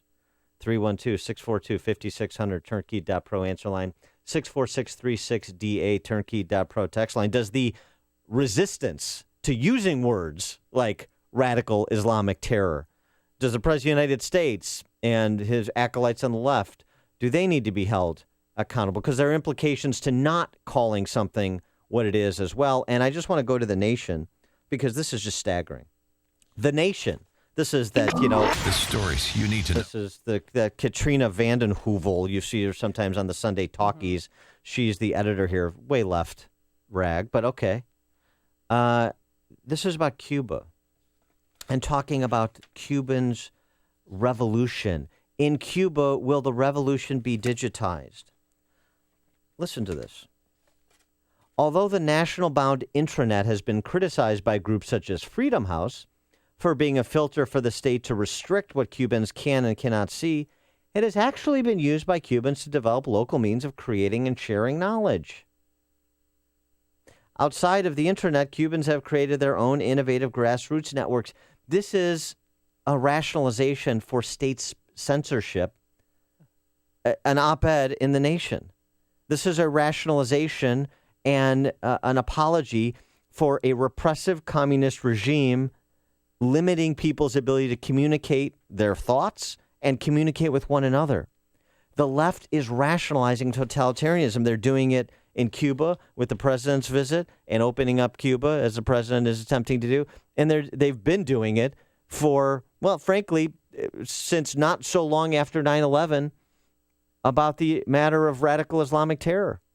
And so who is more directionally incorrect more intemperate in their remarks, the words they choose. Is it Donald Trump or is it the radical left as exemplified by their two presidential candidates? I never thought I'd feel this way, but after this Brussels attack, I'm starting to reconsider Donald Trump as my candidate because of the fact that he said he wants to keep certain Muslims out of this country until they're properly vetted. And I want to go back to Andy McCarthy, and that's an interesting, I don't think you're going to be alone in that camp, by the way. I'm angry right now. I'm fearful that more attacks are going to take place, more coordinated attacks. Well, and to the underlying matter, Andy McCarthy, who, again, former federal prosecutor, he prosecuted Sheikh. Oh, that's right. The blind Sheikh, in the first World Trade Center bombing. He writes on this topic a lot. And he wrote in response to what Trump had said in that interview with Anderson Cooper that Islam hates us. McCarthy writes, "We like to tell ourselves that this Muslim hatred of the West is a radical interpretation of Islam, as if the Muslim mainstream were actually pro-Western. Now, it's fair to say that violent jihadism is radical in Islam, in the sense that only a small percentage of the world's 1.6 billion Muslims actually commit violent acts under the influence of Islamic doctrine. But abhorrence of the West, which is something different, you don't necessarily need to act on it, whether or not results in violence, is not radical in Islamic populations. It is common." Trump didn't go further to provide the texture that Andy McCarthy provides because he's not as knowledgeable on the topic, frankly. But that is an important point, as well as a distinction that McCarthy makes, so that we stop deluding ourselves about terrorists not being friends we just haven't made yet. Well, this and is about another, understanding what the larger cultural disposition is. This is another call to action for moderate Muslims who are horrified by this attack, because I know it's going to be related to the Muslim group, the jihadists that live in that certain neighborhood in Brussels, for them to protest their actions, to denounce what happened today. Because I never see that. And I know you guys don't like protests or white noise because they happen all the time, but where is the Muslim community when terrorist attacks like this happen? Where were they after Paris?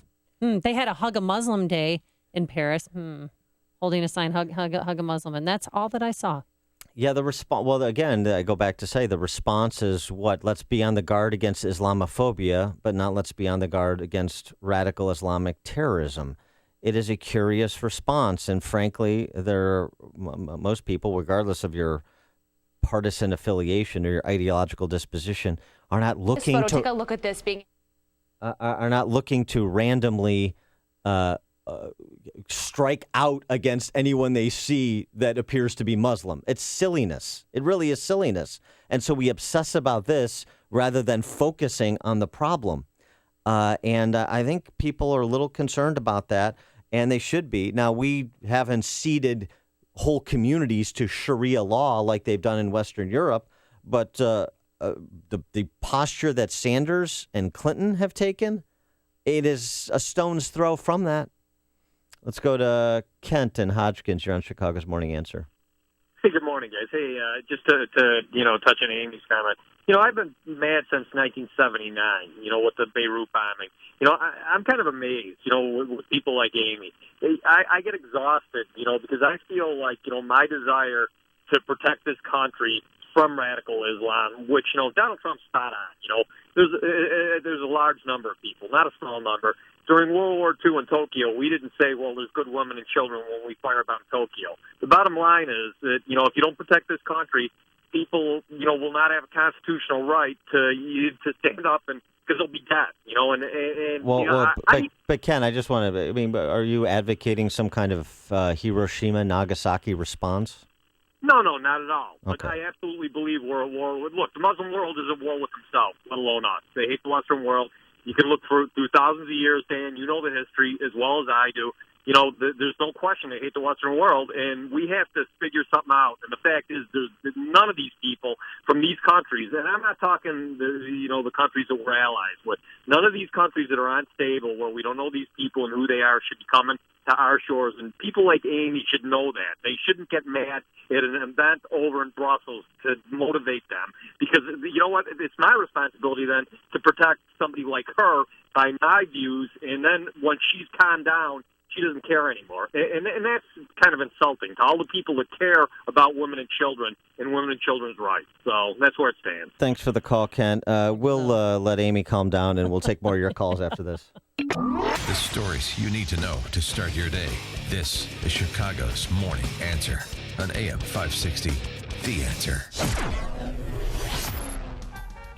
I lost Kent on hello. Didn't understand that argument. But you're not going to argue about the weather today because it's going to be nice. Breezy, warmer, some sun, some clouds, a high in the low 60s. And enjoy that because the next few days are going to be pretty cold around here. And there's some rain and possibly snow by Thursday. Any tie-ups on the roadways? Here's Jim Telemonte. Yes, Amy and Dan, good morning. Inbound Kennedy, stop and go. Cumberland, most of the way to Ohio, where there is a crash. We don't know yet about lanes blocked, but it's 40 minutes O'Hare to downtown. And that number's going up. 25 minutes from Montrose, 15 in the Express. Outbound, 30 minutes downtown to O'Hare, and you can expect extra security at Chicago airports, though most flights are moving as scheduled. Edens, inbound, 25 minutes, Lake Hook to Montrose. Outbound 21, the Eisenhower. 59 minutes, Thorndale to the post office. 46 from Manheim. Outbound 38 to Thorndale. Stevenson for the crash before First Avenue in the left lane. 52 minutes, 355 to Lakeshore Drive. Outbound 37. The Ryan is 30 minutes, 95th to downtown. Northbound Lakeshore Drive at Oakwood, the right lane is blocked. There's a medical emergency there. Northbound Tri-State, slow 87th to the Mile-Long Bridge, and from the Reagan Tollway to North Avenue. Eastbound Adams Tollway, slow Roselle to 53, and from the Des Plaines Oasis to Lee. I'm Jim Talamonte, the Guardian Security Services Traffic Center. I'm Lou Dobbs. Apple vows to keep fighting the FBI over iPhone encryption. Western Union is watching business in Cuba and a merger of data providers. Those stories next. I'm Nick Soboleski, a SelectQuote agent with a true story that could save you hundreds of dollars a year. A woman named Linda just called. Her husband, Ray, has a $300,000 group life insurance policy, but is changing jobs and can't take it with him. Well, I impartially shopped the highly rated term life insurance companies we represent and found Ray, who is 41 and takes medication to control his cholesterol, a 10-year, $500,000 policy for under $26 a month. That's almost twice the coverage for less than half of what he had paid. If SelectQuote hasn't shopped for your life insurance, you're probably paying too much. For your free quote, call 1-800-431-0848. That's 1-800-431-0848. 1-800-431-0848. Or go to SelectQuote.com. We shop. You save.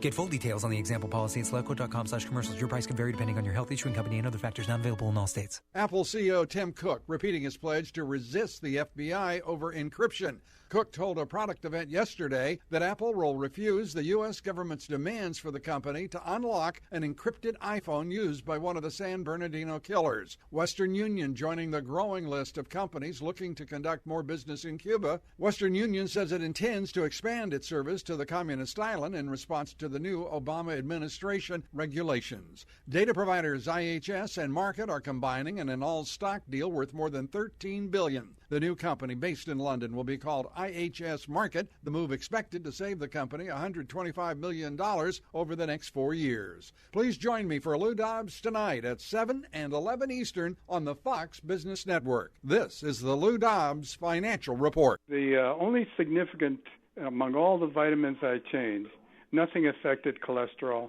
I took this and my cholesterol dropped by 15 or 20%. Yeah, with the acid reflux, and I have GERD and gastritis, and it really seems to be helping a lot, and my husband too. I mean, we're very happy with the product, I got to say it. It's been great, and we've seen dramatic results, so I can't say anything bad about it. We've really been happy with the product. We've been amazed with it. There is a value in it because it has fruits and veggies, and I'm not a fruit and veggies eater, and I know this is helpful.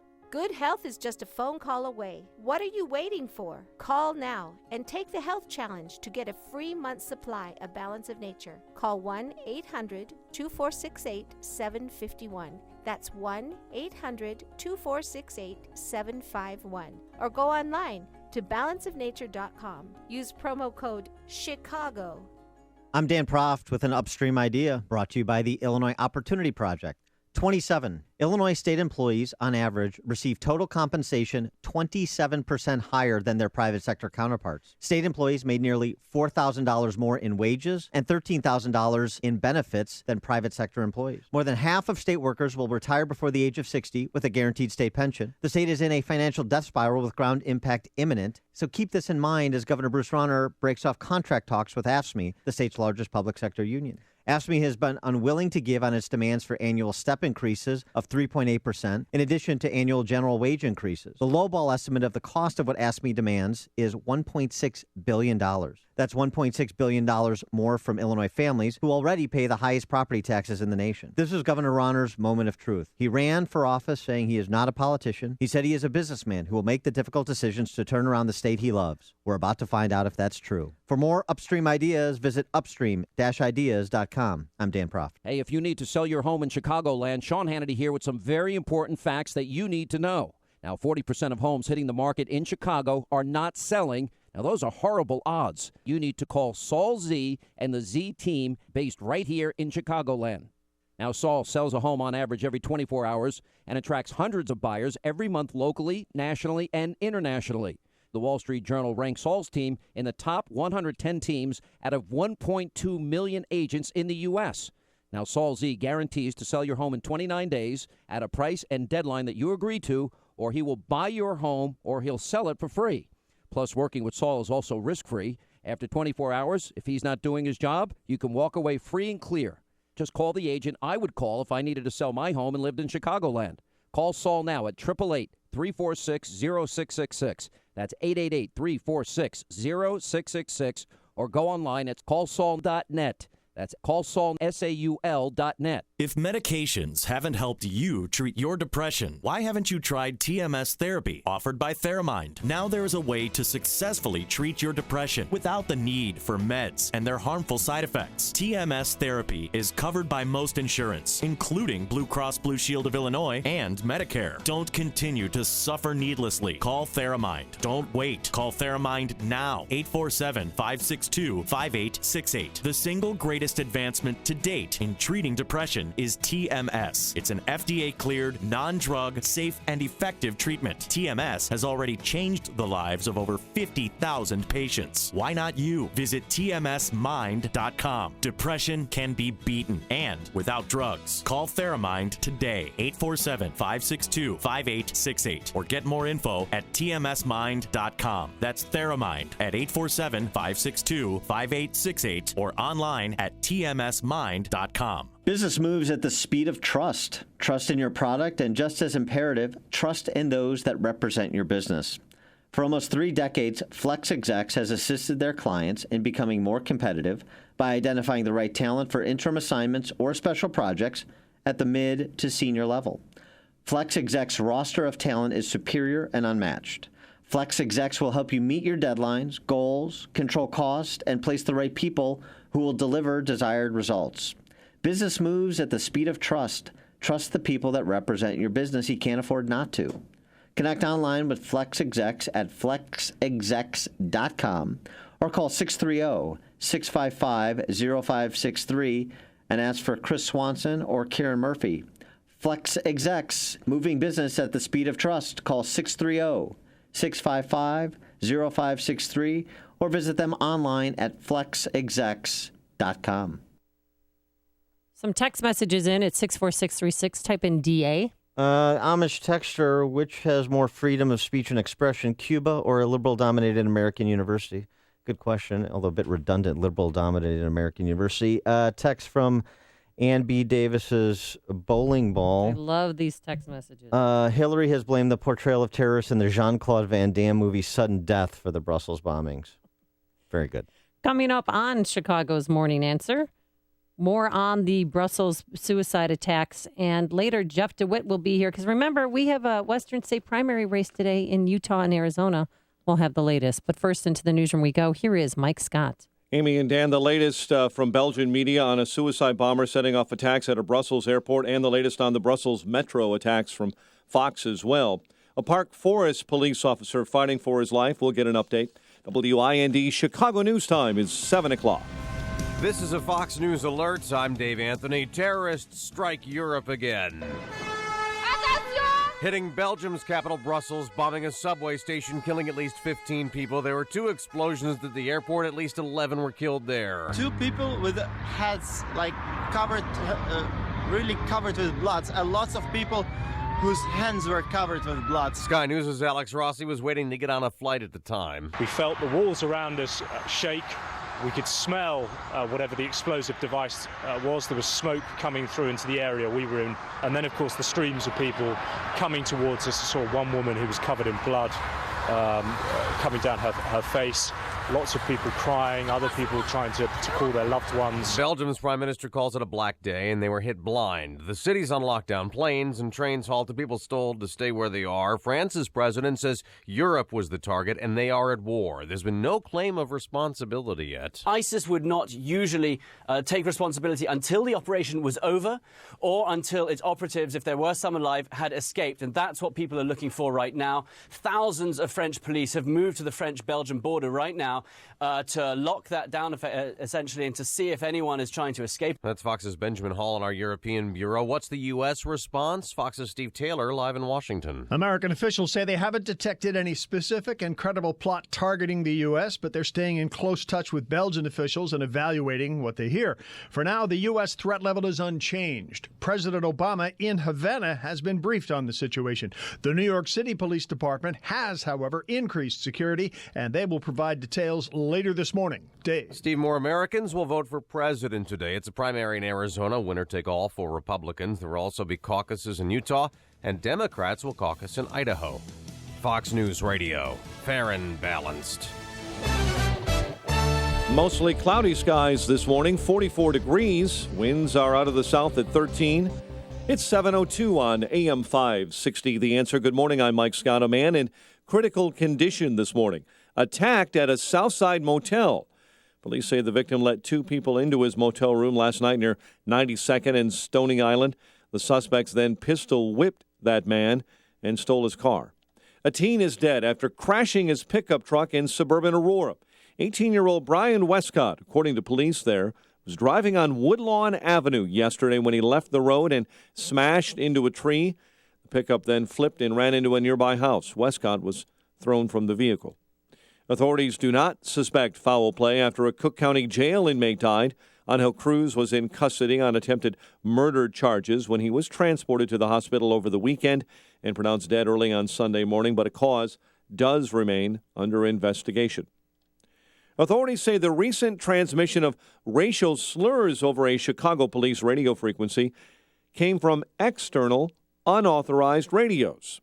While a police dispatcher and an officer were speaking on March 13, someone, according to police, interrupted with a profanity and a racial slur. Authorities say another racially offensive remark was broadcast Sunday. Police, in a statement yesterday, called the racial comments abhorrent and unacceptable, and there's no evidence the speaker was a city employee. A lawmaker this morning from Evanston says she wants to legalize and regulate the use of midwives to assist in the home delivery of babies, something that's actually against the law and has been since 1987 in this state. State Representative Robin Gable has been trying to get that effort to move forward, but has been shot down because of opposition from doctors' groups. But Governor Bruce Rauner's office now says they would review the Home Birth Safety Act if it ever reaches his desk. Chicago sports, Bulls beat Sacramento 109-102. Spring baseball, Cleveland over the White Sox 9-4. The news, a service of InvisibleFence.com. Protect your pets with Invisible Fence brand. Keep them in the yard, away from the pool, and off the furniture. Invisible Fence brand has the answer to training your pets at InvisibleFence.com. Invisible Fence brand can install in any weather, rain or shine. Visit InvisibleFence.com. 7:04 and a check of traffic and weather on the way next on AM 560. Republicans ask, what works, what doesn't work. Republicans appeal to your head. The Joe Walsh Show. But what do Democrats say? Let everybody in. Let everybody come to America. Don't build walls. Tear down walls. It's why we're in the problem we're in. Republicans cannot make freedom and individual responsibility important. The Joe Walsh Show, weeknights starting at 5, right after Sean Hannity at 2 on AM 560. The Answer. If you're in plumbing, HVAC, or construction, you know that commercial vans aren't one size fits all. Some vans are too small. We're gonna have to make 2 trips. Others too big. Watch the top! Watch the top! You need a van that's just right. The Mercedes-Benz Metris is the only available mid-size commercial van with a 2,500 2-pound payload and enough cargo space to hold over 60 sheets of 4x8 drywall. It's big enough for the job, yet it's small enough to fit in your garage. It has a service interval of up to 15,000 miles and the highest residual value in its class, according to ALG. For a limited time, get $1,500 in special launch savings on a 2016 Mercedes-Benz Metris. Mercedes-Benz. Vans born to run. Offer valid only to qualified customers for a purchase or lease of eligible 2016 Mercedes-Benz Metris vans. Cashback only available on the purchase or lease of a 2016 Metris van from new dealer stock. See your authorized Mercedes-Benz Vans dealer or mbvans.com for full offer details. Offer ends March 31st, 2016. QL1, this is Control. Does Rocket Mortgage require me to fill out a bunch of paperwork? That's negative, Control. Rocket Mortgage by Quicken Loans is the first on-demand mortgage machine that quickly and seamlessly imports your financial data. You can go through the entire mortgage process on your own and completely online. Copy that, QL1, but if I wanted to speak to someone, do you think they're out there? They're out there, all right. I've made contact before. In fact, according to J.D. Power, they've provided award-winning client service for 6 years in a row. Roger that, QL1. It's nice to know they're out there, wherever they are. Detroit Control. They're in Detroit.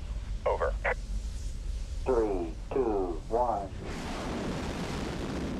Rocket Mortgage at QuickenLoans.com. Push button, get mortgage. Rocket. Visit for cost information and conditions. Equal housing lender. Licensed in all 50 states. NMLSConsumerAccess.org number 3030. It is 7:07 in Chicago and in our Guardian Security Services Traffic Center. Here is Jim Talamantu. Thanks, Mike. Inbound Kennedy, we're seeing heavy delays from Cumberland most of the way to Ohio, where a crash is cleared. It's 45 minutes O'Hare to downtown, 30 from Montrose, 25 on the Express. Outbound 30 minutes downtown to the airport. Edens, 25 minutes Lake Cook to the Kennedy. Outbound 21, the Eisenhower. 59 minutes Thorndale to downtown, 46 from Manheim. Outbound 38 to Thorndale. Inbound Stevenson, seeing delays from 355 most of the way to before First Avenue with a crash in the left lane. An hour and 5 minutes, 355 to Lakeshore Drive, 50 minutes from the Tri-State. Outbound, there's a 3-minute delay from Pulaski to First. Inbound Ryan, 30 minutes, 95th to downtown. Northbound Tri-State, heavy 95th to the Mile Long Bridge, from the Hinsdale Oasis to 47th, then from the Reagan Tollway to North Avenue. Eastbound Adams Tollway slow, Roselle to 53. The Reagan Tollway's okay. Veterans Memorial, we see delays now. The Fountain Toll to the Reagan Tollway. Traffic answers when you need them most. I'm Jim Talamonte on AM 560, The Answer. Chicago's Morning Answer continues next. Your official Chicagoland weather forecast from the AirComfort.com Weather Center. 80 years of quality mechanical solutions for your business. The latest with our meteorologist, Kevin Snyder. Partly sunny this afternoon with a high 48. It'll be cloudy tonight and a low at 40. Partly sunny, breezy, warmer for tomorrow with a high 62. Rain Wednesday, high 44. I'm Steve Williams on AM 560, The Answer. 44 at O'Hare, 45 along the lakefront. Next news coming up at 7:30, and Chicago's Morning Answer with Dan and Amy continues next on AM 560, The Answer. This hourly segment is brought to you by HealthQuest Radio with Dr. David Kolbaba. HealthQuest Radio is heard Saturday mornings at 11 o'clock here on AM 560, The Answer. Good morning. Welcome to your Tuesday morning briefing. Here's what you need to know to start your day. And the goal of the human rights dialogue is not for the United States to dictate to Cuba how they should govern themselves, but to make sure that we are having a frank and candid conversation around this issue. If you believe we've finally come to the point where we can put the awful legacy of the last 8 years behind us. With President Obama in his final year, yay. This is Chicago's Morning Answer with Dan Proft and Amy Jacobson on AM 560, The Answer.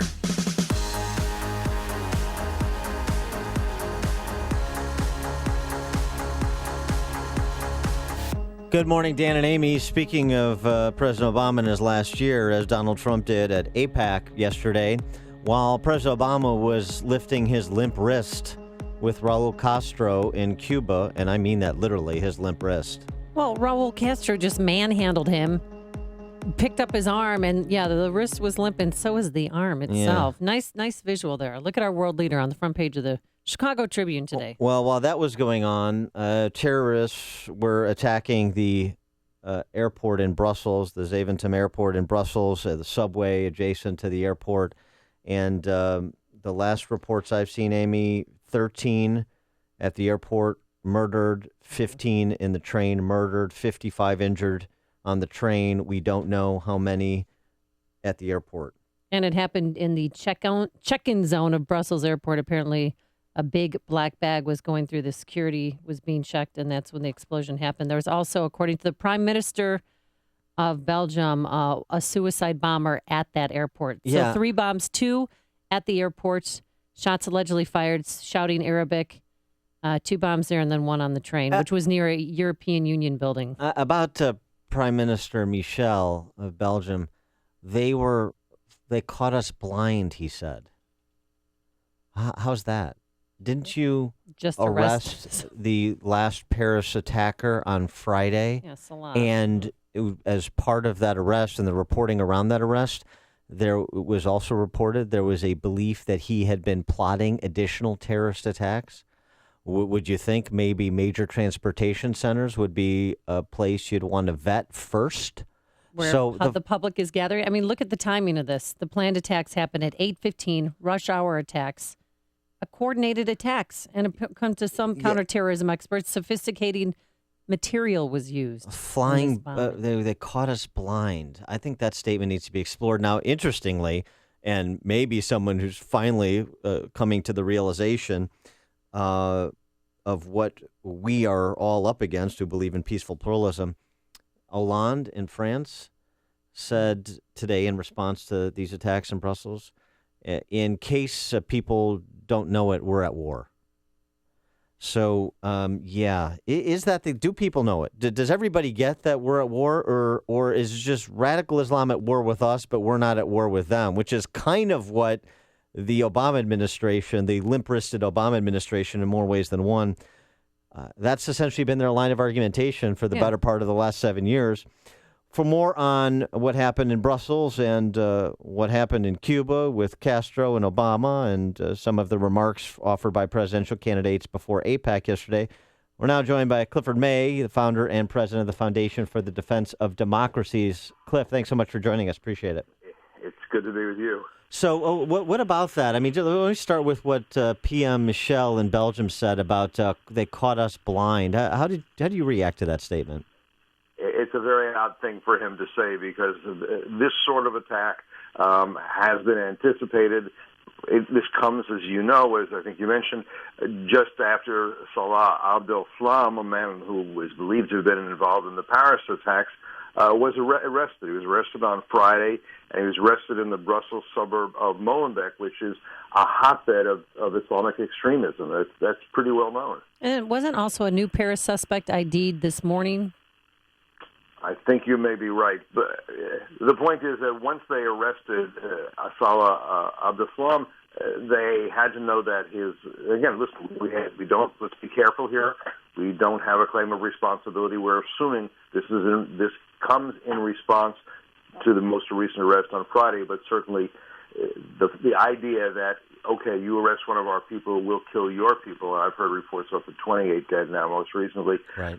That's what you sort of have to expect. But as you point out, look, it's good that the people in Europe and others are beginning to understand that a war is taking place, and you have to respond to a war in a robust manner if you want to defend yourselves, much less defeat the enemy. And there are those who have been opposed to doing that, going on since 9/11, and I would say going on since 1979 when the first jihadist revolution took place in Iran. Well, we all have short memories, don't we? I mean, it seems like we have gotten far afield from this conversation just in the weeks, really, since the San Bernardino attack in California. And so I wonder, in terms of response, what you would suggest for President of the United States or for European leaders. And the responses may be different because, in part, in Europe and places like Brussels and Paris, they've ceded some of the neighborhoods to Sharia law. We haven't gone that far yet, but your assessment of the response and what it should be. What I would say, and frankly what I've been saying for a very long time, is if you recognize that a war is being waged against you, then maybe you consider making that your top priority, making that more of a priority than, say, the possibility of global warming, making that more of a priority than the difficulty of income inequality in the country. Maybe you say that we have enemies, they want to kill us, they are increasing in their capabilities, and we will have to defend ourselves and go further than that, begin to defeat, contain something our enemies.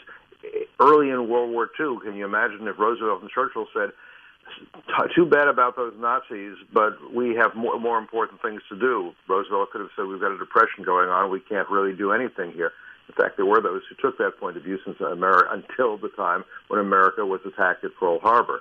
Now, somebody could have said, well, you know, America was attacked at Pearl Harbor, we lose more people in traffic accidents every year, don't we? What's the big deal? But he didn't say that. He was right. And at some point, we need a president who says, this is my top priority. If it is your top priority, many different policies will change on many areas of life in order to follow. Otherwise, if it's secondary or tertiary, this will go on and continue. So national security is not a top priority for President Obama. And do you remember when he even suggested that the ISIS members, they just need a jobs program? They need jobs to get them out of ISIS? Well, this has been the view for the entire 7 years of the administration. I've been to many meetings here in Washington. This is about violent extremism. Violent extremism reflects lack of economic opportunity. It means we need foreign aid. We need jobs. It means we need to understand. It was interesting. The New York Times' piece today on what happened in Brussels. Their trenchant analysis was the attacks, a vivid illustration of the continued threat to Europe. You think? And by the way, if you read through the whole article, you will never find a sentence or a paragraph that says what that threat is, who is behind that threat, what ideology or what movement. Now, there are those who say, look, 28 people got killed.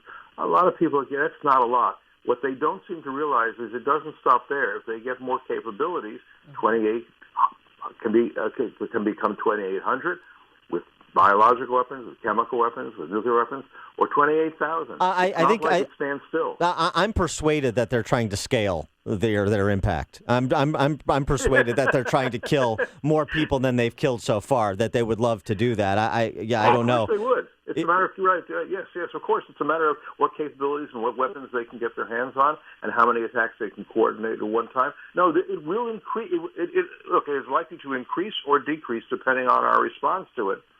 Well, and I think at this point, the increase is more likely than the decrease. We're not doing nearly enough. We're talking to Clifford May, founder and president of the Foundation for the Defense of Democracies. And Cliff, this seems like an opportune time to release the enemy combatants from Gitmo. Exactly. I mean, if they go off and rejoin the movement and train others, why should that be a problem for us? Because after all, the fact that we have imprisoned, not killed, not mistreated. I've been to Gitmo. People are treated remarkably well there.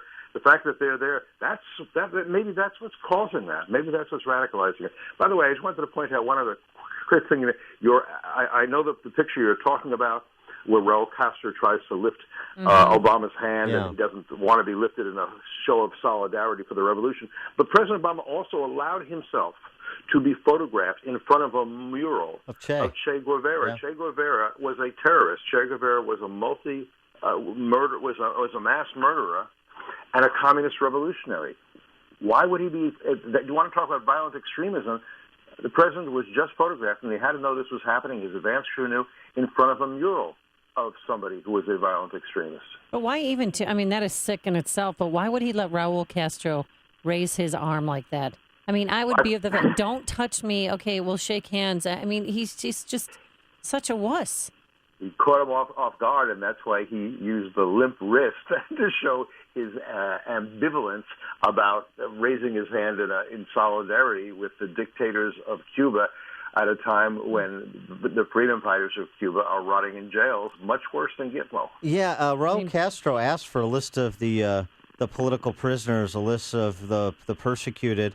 And the Museum of Communism, run by the Victims of Communism Memorial Foundation, which is a nonprofit set up by Congress, they document 73,000 victims of communism in Cuba, of the Castro dictatorship, since the glorious revolution of 1959. 73,000, and you have the president of, he's the dictator of Cuba, Castro, raising President Obama's arm like he just won a prize fight. I mean, it's just a disgrace, isn't it? It is, and Ben Rhodes, who is one of the top foreign policy national security advisors to the president, tweeted out something really strange I saw, where he said, well, to the Cuban government, those people have broken Cuban laws, so it's really, he suggested you have to understand those were the laws of Cuba and they broke them. The laws of a tyrannical dictatorship. Hoo boy. Okay. Cliff May, founder and president of Foundation for Defensive Democracies. Cliff, thanks so much for joining us. Appreciate it. Anytime. My pleasure. And he joined us on our turnkey.pro answer line. Connect with Dan and Amy using the AM 560 mobile app. Download it today at 560theanswer.com/mobile. Your phone calls coming up. 312-642-5600 is the number. And here are the numbers in the weather department. It's going to be nice, 61 degrees. A little light clouds, but we'll have some sun and clouds on and off throughout the day. And enjoy it, because tomorrow it's going to be cloudy, breezy, rain possible, highs in the 40s. And on Thursday, that rain could turn into snow, a high of 44. Let's get the travel times as the inbound Kennedy's still nasty, Jim Telemonte. It is, Amy. A crash in Ohio has cleared. Right now we're looking at about 50 to 55 minutes from O'Hare to downtown. The express lanes will save 3 or 4 minutes. It's 30 minutes from Montrose. Outbound, 30 minutes downtown to O'Hare. The Edens, 25 minutes. Lake Hook to Montrose, outbound 23. The Eisenhower, it's an hour. Thorndale to downtown, outbound 38 minutes. Stevenson, with delays, especially from the Tri-State to before First Avenue with a crash on the left shoulder. That's where it's the worst. An hour and 5 minutes, 3:55 to Lakeshore Drive, 50 minutes from the Tri-State. Outbound 37 minutes to 3:55. The Ryan, 30 minutes, 95th to downtown. Northbound Tri-State, slow 95th to the Mile-Long Bridge, from the Hinsdale Oasis to 47th, and from the Reagan Tollway to North Avenue, Veterans Memorial slope out into the Reagan Tollway. I'm Jim Talamonte in the Guardian Security Services Traffic Center. Nasty, real nasty. CertaPro painters are here for every stage of your life, from moving into a new home, creating the ideal nursery, to reinventing your living space. CertaPro painting experts create the perfect setting while you do life. They came to our home and brightened our walls and our moods so very quiet they wouldn't wake a baby. But the best part? They clean up after themselves so you don't have to do it. And now that spring is here, it is the perfect time to spruce up your home's exterior. Take a look at your home. Do you see chipping, peeling, fading? Well, leave it to CertaPro painting experts to refresh, renew, and protect your biggest investment, your home. Now is the time to call for your free estimate and schedule your exterior painting project. 1-800-GO-CERTA, 1-800-GOCERTA. That's CERTA with a C. Or visit CertaPro.com today, CertaPro.com. CertaPro Painters, we do painting, you do life. Each CertaPro Painters business is independently owned and operated. Hi, Tom Sadeka, CEO of Precision Payroll of America. We're the 32-year-old company whose first employee and first client are still working together. If you are like me and are listening to this station, chances are we hold some common values and truths we hold self-evident. That's the main reason Precision Payroll attracts great clients and great employees. Precision Payroll of America operates at the core with fundamental principles that drive our attitude and delivery of service. We work hard to provide the best in pricing and value. In addition, with our great team that has been with us a long time, you are ensured a lasting relationship with people who understand your needs and always stand ready to serve. What sets us apart is that we view what we do as a great opportunity to serve others in a professional and technical capacity while building long-lasting relationships. That's what we treasure. If this message hits home, please call me at 630-242-1507. That's 630-242-1507 or on the web at precisionpayroll.com. Hey, protecting your family and Second Amendment Amendment rights is important. You need the proper equipment and training from DS Arms. As an actual manufacturer of AR-15 and FNFAL type rifles, they also stock all major brands of firearms, including handguns and every accessory imaginable for self-defense, target shooting, and hunting. Ladies, get your concealed carry license plus basic and advanced training in a family-friendly environment with girlfriends, loved ones, even mom. Everything's provided, including a firearm for only $225. For custom rifles made in America or concealed carry firearms training classes, make DS Arms your team. It's great being an American and supporting your Second Amendment rights and American manufacturing jobs. With nearly 3 decades of experience, DS Arms has you covered. DS Arms, much more than a gun store. It's easy to reach in Lake Barrington, just off of Route 14 and Pepper Road. Call 847-277-7260 or visit dsarms.com. AM 560, The Answer.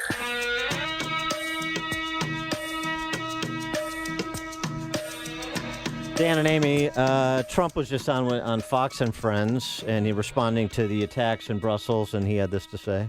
Well, again, I think I've said it. I would close up our borders to people until we figure out what is going on. Look at Brussels. Look at Paris. Look at so many cities that were great cities. Paris is almost as bad.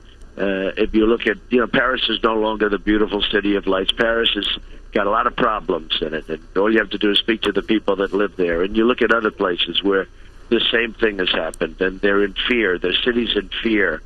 And we have to be smart in the United States. And when people come in, we're taking in people without real documentation. We don't know where they're coming from. We don't know we don't know where they're from, who they are.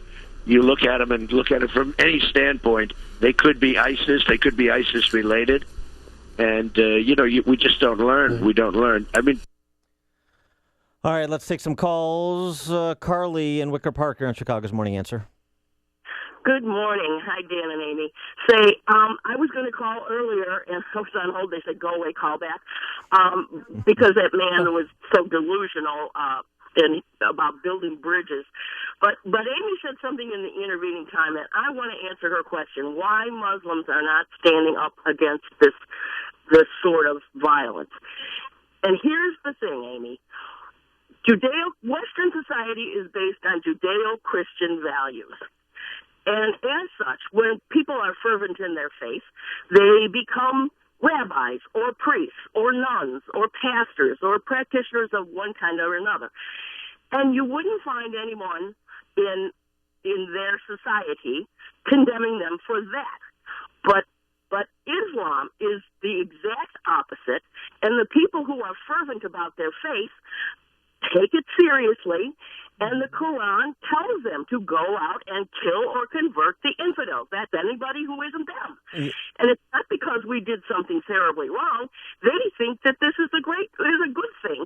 And just like we have people in our own religions who, poke it with a stick, show up at Christmas and Easter or something like that, there are no doubt plenty of Muslims who wouldn't think of doing what they do, but will not condemn them for doing it because they know darn well that that's what the Quran says. Thanks for the call, Carly. Yeah, although we have peaceful pluralist Muslims and leadership there. We talked to Dr. Zuhdi Jasser from the American Islamic Forum for Democracy routinely on this show.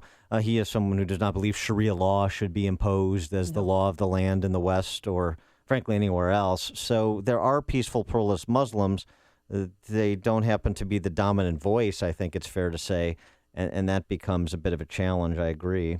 But think about it. What if the shoe was reversed? If there was a group of Americans, radicalized Catholics who were terrorizing people, wouldn't collectively Catholics stand up and denounce that activity and that behavior? Of course they would. Well, that would require Catholics make a moral judgment, and 52% of Catholics voted for President Obama in 2008, and close to a majority voted for him in 2012. There are a lot of Catholics that don't have the capacity to make moral judgments anymore, including John Jenkins, the president of Notre Dame. So I don't know. I think it's a larger problem, maybe actually. I should have picked a different denomination. Yeah, right. Is that what you're saying? Right. Steve on the loop. You're on Chicago's Morning Answer. Hey, Steve.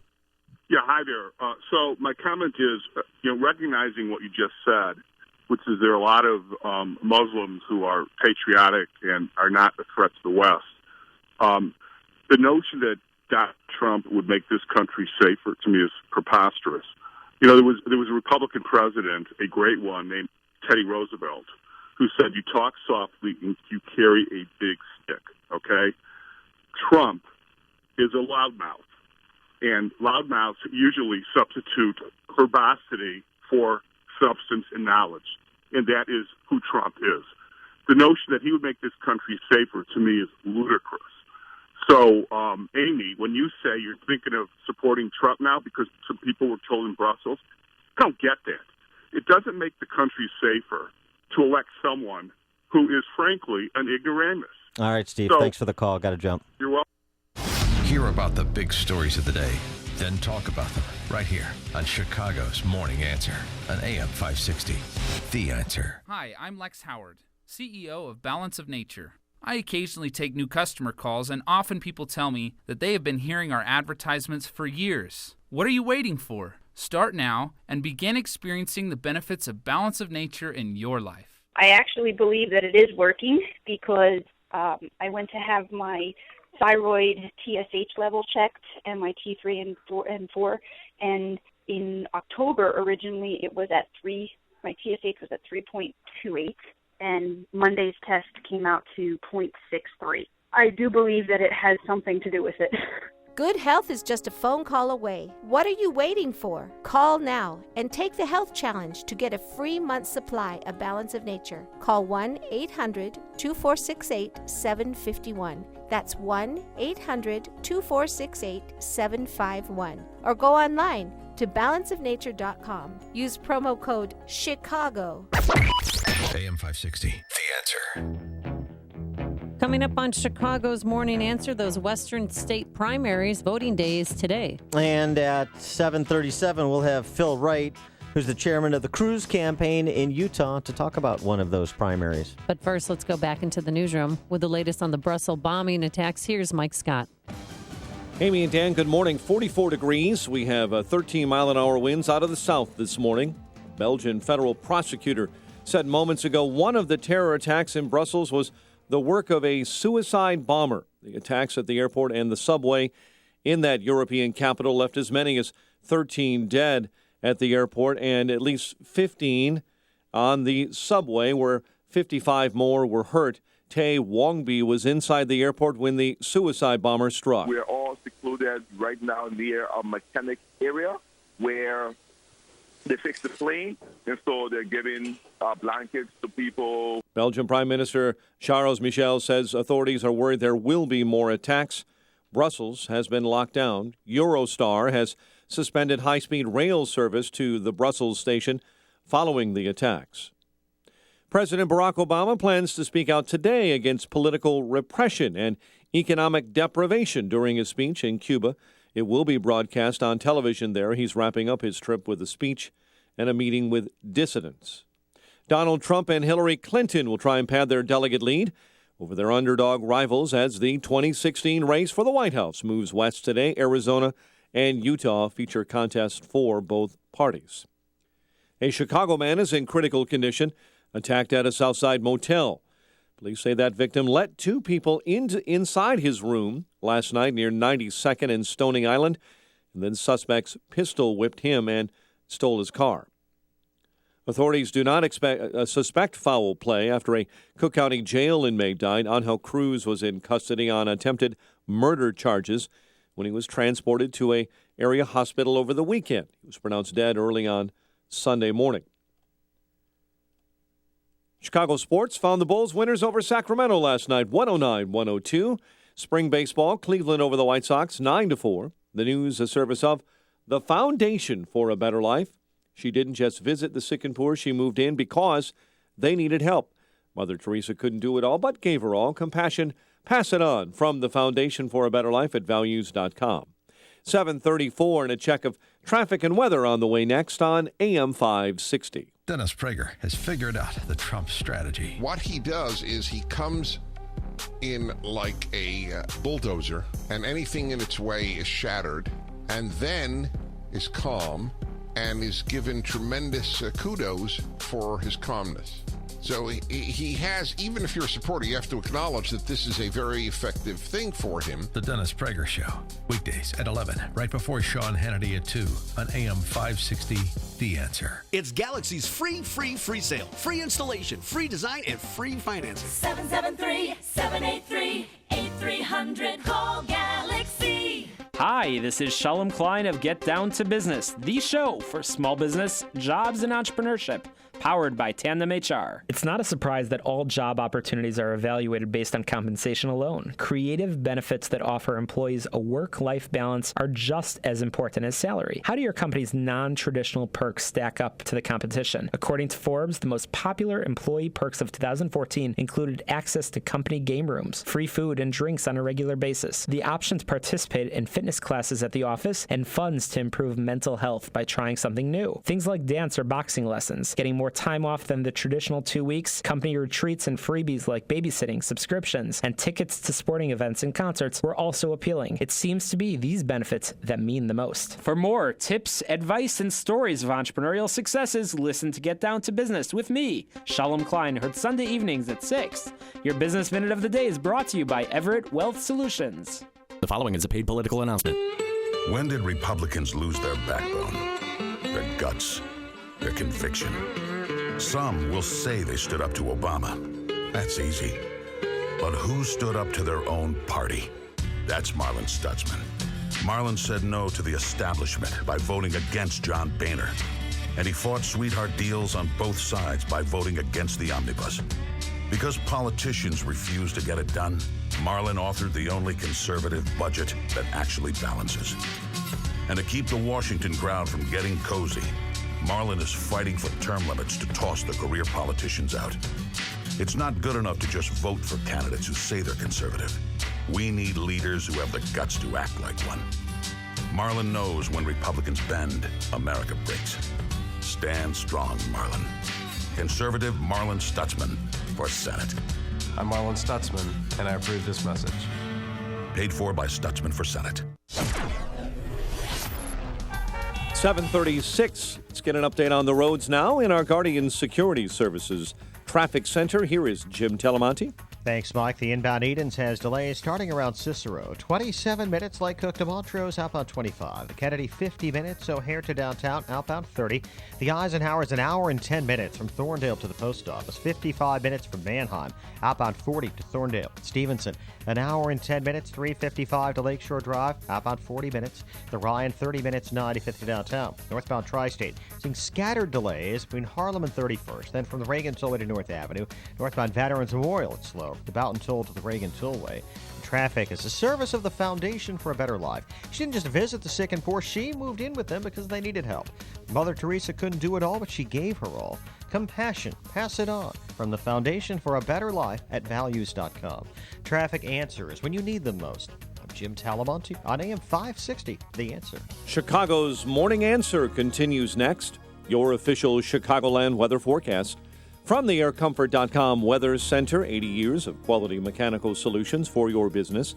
Breezy and warmer today, clouds and sunshine mixed. We'll top out at 61. Currently 45 at O'Hare. Next news coming up at 8. Chicago's Morning Answer with Dan and Amy continues next. On AM 560, The Answer. This hourly segment is brought to you by Kelly Financial Services, helping you secure your financial future today. Visit kellyfinancialservicesinc.com. Let freedom ring this afternoon at 2 with Sean Hannity, right before Joe Walsh at 5 on AM 560, The Answer. Good morning, Dan and Amy. Boy, I know that it's real exciting that Airbnb is going to help open up Cuba. President Obama and all those flacks, Penny Pritzker and Ben Rhodes, talking about the glorious revolution to the glorious revolution. And then there's this story. A Cuban dissident says he and his wife were arrested by the country's secret police Monday as they were on their way to the CNN bureau for an interview. Antonio Rodelis told CNN they were confronted by police and arrested in what he calls a violent way after his wife chanted pro-democracy slogans. They were detained for 6 hours. Yeah, maybe. Still a dictatorship going on over there. Yeah, it turns out. Just so you know. Turns out they haven't kicked the habit. But that Airbnb, yeah, that's that is exciting. Business. You know, and Marriott, they're going to buy one of the premier hotels there in Cuba. And sure. Turn it around. Then all-inclusives are going to start. And to be repressed under a tyrannical dictatorship is a small price to pay for a nice Marriott hotel. Don't you think? This may be why Florida Lieutenant Governor Carlos Lopez Cantera reacted this way to the president's disgusting, disgraceful preening in front of Che Guevara murals and with dictator Raul Castro. There hasn't been any reduction of oppression. As a matter of fact, there's been an increase in oppression, an increase of political arrests, and an increase of political beatings against people who are simply seeking to have rights that we take for granted here in the United States of America. And a lot of people are still fleeing Cuba. Even 9 people died on a makeshift raft that they made trying to get to Florida the other day. 93,000 since in the last 2 years, according to a Democrat, Congressman Henry Cuellar from Texas. 93,000. But I'll tell you what, I'm going to cede my reaction to, of all people, Bill Clinton. But if you believe we can all rise together, if you believe we've finally come to the point where we can put the awful legacy of the last 8 years behind us. I do. I believe that. I believe awful legacy of the last 8 years behind us. I believe it's time to put the awful legacy behind us, and that picks up in earnest in Utah and Arizona today, where there are primaries. And we're now pleased to be joined by the vice chairman of the Utah State Republican Party and the chairman of the Ted Cruz campaign in Utah. He is Phil Wright. Phil, thanks so much for joining us. Appreciate it. You're welcome. I appreciate the opportunity. So in Utah, it looks like all systems go for Ted Cruz and that he is poised to get north of the 50% threshold to win all the state's delegates. Is that a correct read? I think it is. We feel very confident he's going to do extremely well today. How many delegates are we talking about? 40. 40? Okay. And 40 delegates. And why is Ted Cruz lapping the field in Utah where he hasn't been able to do that, particularly as it pertains to Donald Trump in most of the other states? Well, keep in mind, and there's something that I remind people all the time. When we talk about Donald Trump as being the front runner, people say, oh, he's just running the field. Well, the reality is he's been splitting the vote between several other conservative candidates. And when you start taking those candidates out of the race, people continue to coalesce around Ted Cruz. Donald Trump has averaged about 34 to 38% of the vote. That is not a landslide. Utah has a closed primary. So unlike some states where Donald Trump has had thousands and thousands of Democrats cross over to vote for him, in Utah, we do it the right way. If you are a registered Republican, you can vote in a Republican primary. And it seems obvious that's how it should be. Now, what is the Mitt Romney effect? Because I know Mitt Romney, he's not endorsing Ted Cruz, but he publicly announced that he is going to be voting for Ted Cruz today. Mitt Romney is very respected in Utah as he is in other states. I don't know that I can tell you what the Mitt Romney effect is. Mitt Romney is a little more moderate than Ted Cruz.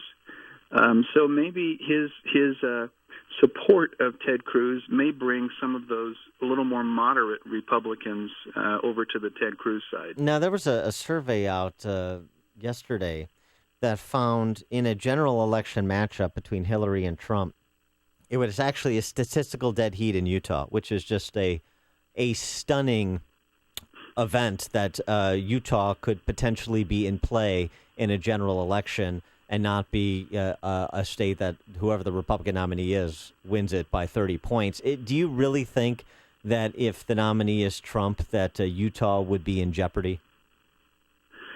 Well, I don't know. And look, I'm a Republican. I've been a Republican my whole life. I believe that from the very beginning of the 17 candidates, any of those candidates would be a much better president than anything we would get with Hillary Clinton. I don't like to speculate. People say, well, would you vote for Trump if he was the nominee? Well, I believe I would vote for any Republican if they were the nominee over Hillary Clinton. Mm-hmm. And I believe that most states will do the same thing. Look, in a campaign year, there's a lot of rhetoric. There's a lot of feelings cast out, and people get excited and frustrated and offended.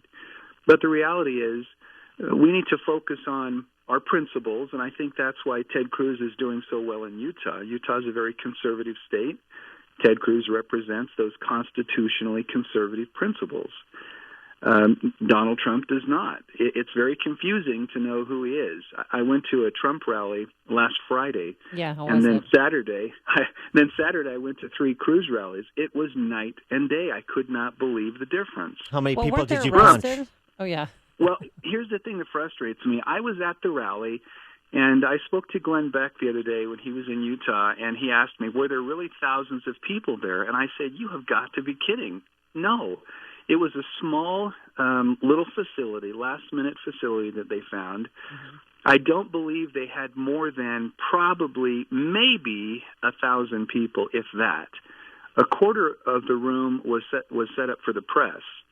Everyone else was kind of packed into the front area, but it was not thousands of people. The very next day with Ted Cruz, we had one facility with over 5,000 people in there. So the media, as we know, has given Trump over $2 billion in free advertising. And this is just another example where they make things much, much bigger than they are. And it's a little frustrating.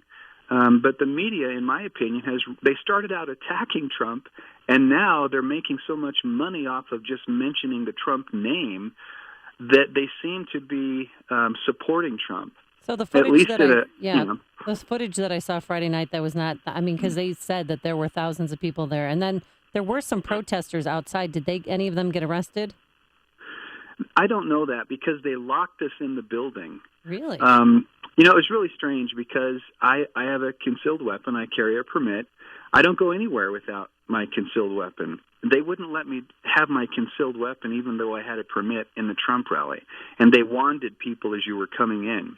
I went to 3 rallies the next day for Senator Mike Lee and Ted Cruz, and I was able to exercise my Second Amendment rights with my concealed weapon permit. No one wanted me. It was just totally different. Speaking of Mike Lee, there was a story in Politico that Mike Lee tried to broker a meeting with Cruz and Rubio to try and form a unity Cruz-Rubio ticket, and that has not gone anywhere yet. What's your sense of the prospect or interest on either side of such a ticket? Well, unfortunately, I'm not involved in any of those things. I'm just a little guy in Utah, so I'm not an official spokesman for the campaign. Neither am I involved in any of that. I can tell you that Rubio was very respected in Utah. It was a very tight race between Rubio and Cruz. I think I'm like a lot of other people. I'm frustrated that Senator Rubio did not suspend his campaign at least a week or 2 earlier. If he had done that and had been out of the race, all the votes that he and Ted Cruz continued to split would have gone to Ted Cruz. And guess what? The last Super Tuesday would have looked very different because Ted Cruz probably would have walked away with the majority of those states. I don't think he would have won Ohio or Florida, but he would have won the other states easily. One wrinkle in Utah I was reading about the other day, the online voting. We here in Chicago are always looking for new ways to commit voter fraud. So could you explain the online voting in Utah? Well, the online voting is the system we're using has been used all over the world. It's very well respected. It's very difficult to cheat it. I don't see how a person could, because when you go online to register, if you don't put everything in exactly as it was, your address, your birth date, if you don't have everything inaccurate, it will not authenticate you and allow you to vote online. We're confident that it's a good system. We're confident that it will work. We've had members of the RNC at our headquarters for the last 2 weeks. They're anxious to make sure everything is done legally and ethically and accurately. So we're confident that the system is going to work well. All right, very good. Phil Wright, he's the vice chairman of the Utah State Republican Party, chairman of the Ted Cruz campaign in Utah. Thanks for joining us. Good luck tonight. Thank you. I sure appreciate it. And he joined us on our turnkey.pro answer line. It's news, opinion, insight.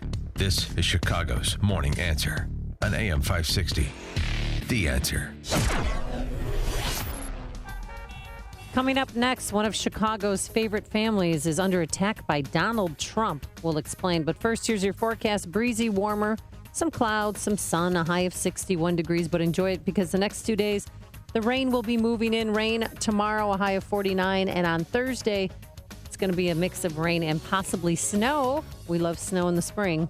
And a high of 44 degrees. Let's get the travel times. Anything to love out there on the roadways? Here's Jim Telemonte. Not so much, Amy, especially on the inbound Ike and the Stevenson. And the Kennedy's really no fun either. It's slow Cumberland to Ohio, 55 minutes, O'Hare to downtown. 32 from Montrose, 27 on the Express. Outbound 30 to the airport. Eden's 27 minutes. Lake Cook to Montrose, outbound 25. Now the Ike. Delays starting at North Avenue. It's an hour and 10 minutes. Thorndale to downtown. Outbound 40 minutes. Stevenson, an hour and 15 minutes. 355 to Lakeshore Drive. Outbound 40 minutes. The Ryan is 30 minutes. 95th to downtown. Lakeshore Drive. The southbound delays are from Irving Park to North Avenue. Northbound from the Stevenson to Soldier Field. Tri-State southbound. Stop and go. 120 to 137. Northbound, there's scattered slow pockets between Harlem and 31st. Then slow from the Reagan Tollway to North Avenue. Veterans Memorial slow. Boughton to the Reagan Tollway. I'm Jim Talamonte in the Guardian Security Services Traffic Center. When I'm ready to sell my well-appointed condo, I want to work with a realtor who sells hundreds of homes annually. Of course, I'm talking about Saul Z and the Z team. Saul Z guarantees to sell your home at a price and deadline you agree to. If 29 days pass without a sale, Saul will buy it or help you rent it. Saul's advanced marketing system has ready buyers. For example, after unsuccessfully listing his 2-unit building in Jefferson Park and watching it sit unsold, Bruce heard about Saul Z on Hannity. Bruce listed with Saul for $495,000, and Saul brought Bruce 2 offers in the first 5 days and sold it for $490,000. The Wall Street Journal ranks Saul number 106 of 1.2 million agents nationally because his team sells many more homes than the national average. That's why I'll be calling Saul when I'm ready. So go to callsaul.net. That's callsaul, SAUL.net to find out what your home's worth. Or call Saul directly at 888-346-0666. That's 888-346-0666 and start packing. Every time you pull up to your home, you notice it. Your neighbors probably notice it too. Your paint is chipping, peeling, fading. You gonna paint your home yourself? I don't think so. Gonna pay someone else every few years to paint? That makes no sense. The solution? Rhino Shield. Rhino Shield is a revolutionary permanent ceramic coating that comes with a 25-year warranty. Bottom line, with Rhino Shield, you'll never have to paint your home again. Guaranteed. It's perfect for wood, brick, stucco, vinyl, and steel. And unlike vinyl, it won't mold or mildew. Call for your free estimate. 847-371-0400. It's more affordable than you think. Call 847-371-0400. No paint, don't vinyl. Go Rhino Shield. Never paint your house again. Rhino Shield. Call Rhino Shield for your free estimate and never paint your home again. 847-371-0400. 847-371-0400. That's 847-371-0400.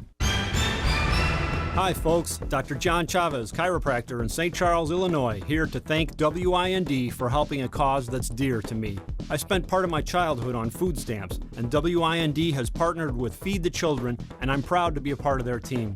Now I have the greatest job in the world, meeting people who are in pain and helping them get their lives back, avoiding surgery and getting off pain meds. There's a time for pain medications, but they aren't without risk, and you shouldn't need them regularly because pain is a symptom telling you something's wrong. Don't just shut that alarm off. Fix the source, not the symptom. If this concept is familiar to you, you may already know a good chiropractor, and I hope you and that doctor work together to stay healthy and pain-free. Call my office at 630-715-9192. That's 715-9192. Or find me on the web at chirojon.com. That's chirojon.com. AM 560, The Answer. So, Amy, what did Trump do to the Jacobson family? No, it's not the Jacobson family. You said it's one of Chicago's favorite families. Well, my favorite family, your favorite family, the Ricketts. They own our beloved Chicago Cubs, who are doing very well. They did last season. They made it to the postseason, which is a big deal.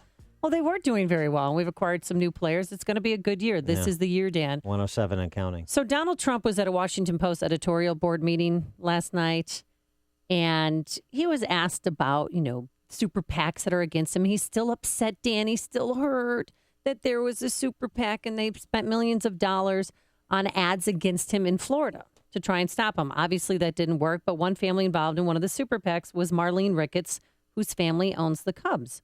So he put out a little warning. He's like, you know what? Maybe I'll put out some ads of my own. quote, I'll start doing ads about their baseball team, that it's not properly run, or that they haven't done a good job in the brokerage business lately. Talking about the Cubs being a bad baseball team, I would think Trump, the author of The Art of the Deal, would know not to sell past the close. Who's going to argue with that? Well, this comes after, you remember in February, he tweeted, denouncing that Super PAC Political Action Committee. But he also said, quote, I hear the Ricketts who own the Chicago Cubs are secretly spending money against me. They better be careful. They have a lot to hide. And then Tom Ricketts came out and said, we have nothing to hide. It's just political bluster. So the Ricketts have put out an ad, Trump. Our principals PAC is the Ricketts PAC. You've probably seen their ads or you've seen them online. They spend a lot of money in Florida. They've done some okay ads, but not to great effect against Trump to this point. But it's just bluster back and forth. I don't know.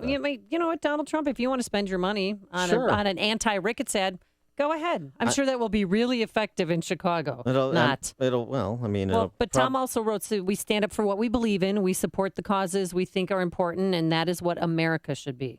That's right. Yep. That's exactly right. It's just,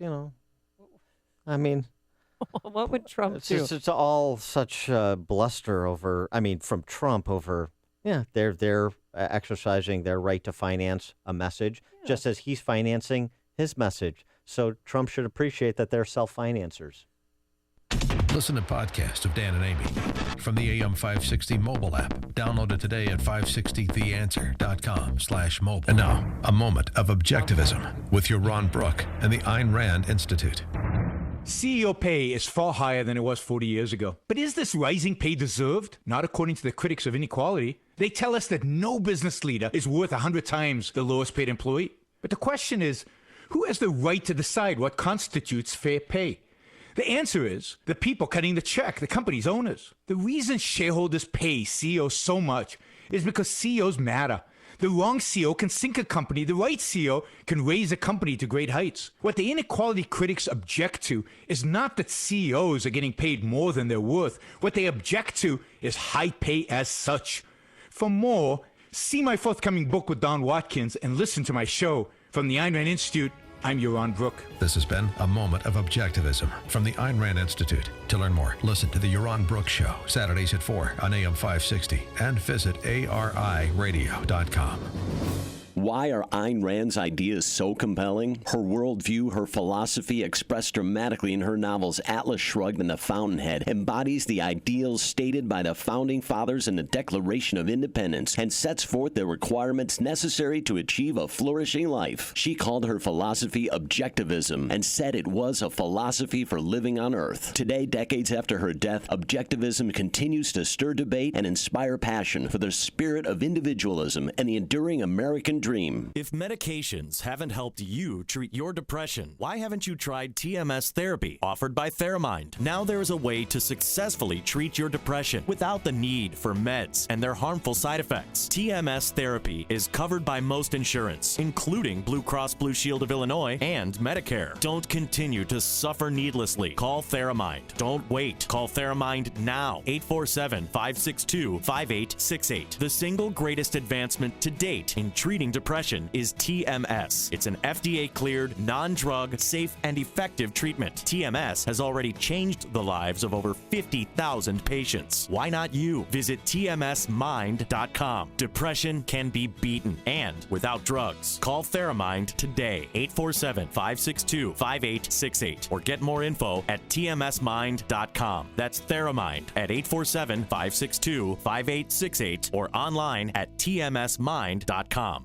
On AM 560 The Answer, we talk about the important issues that affect your world. Things like the economy, education, and foreign policy. There's always so much going on in the news that we don't always have the time to drill down and talk about the big ideas behind the big issues. That's where Upstream Ideas comes in. Upstream Ideas, online at upstream-ideas.com, in partnership with the Illinois Opportunity Project, provides the kind of information that informs the policy discussions happening here on AM 560. At Upstream Ideas, ideas, you'll broaden the debate, move beyond partisan assumptions, and challenge accepted orthodoxies. In other words, Upstream Ideas goes against the current and thinks upstream. Go online now to upstream-ideas.com. That's upstream-ideas.com. You'll be armed with new information and fresh perspectives to spur you on to make the state of Illinois and the United States of America a bit more free, a bit more just, and a bit more civilized. upstream-ideas.com.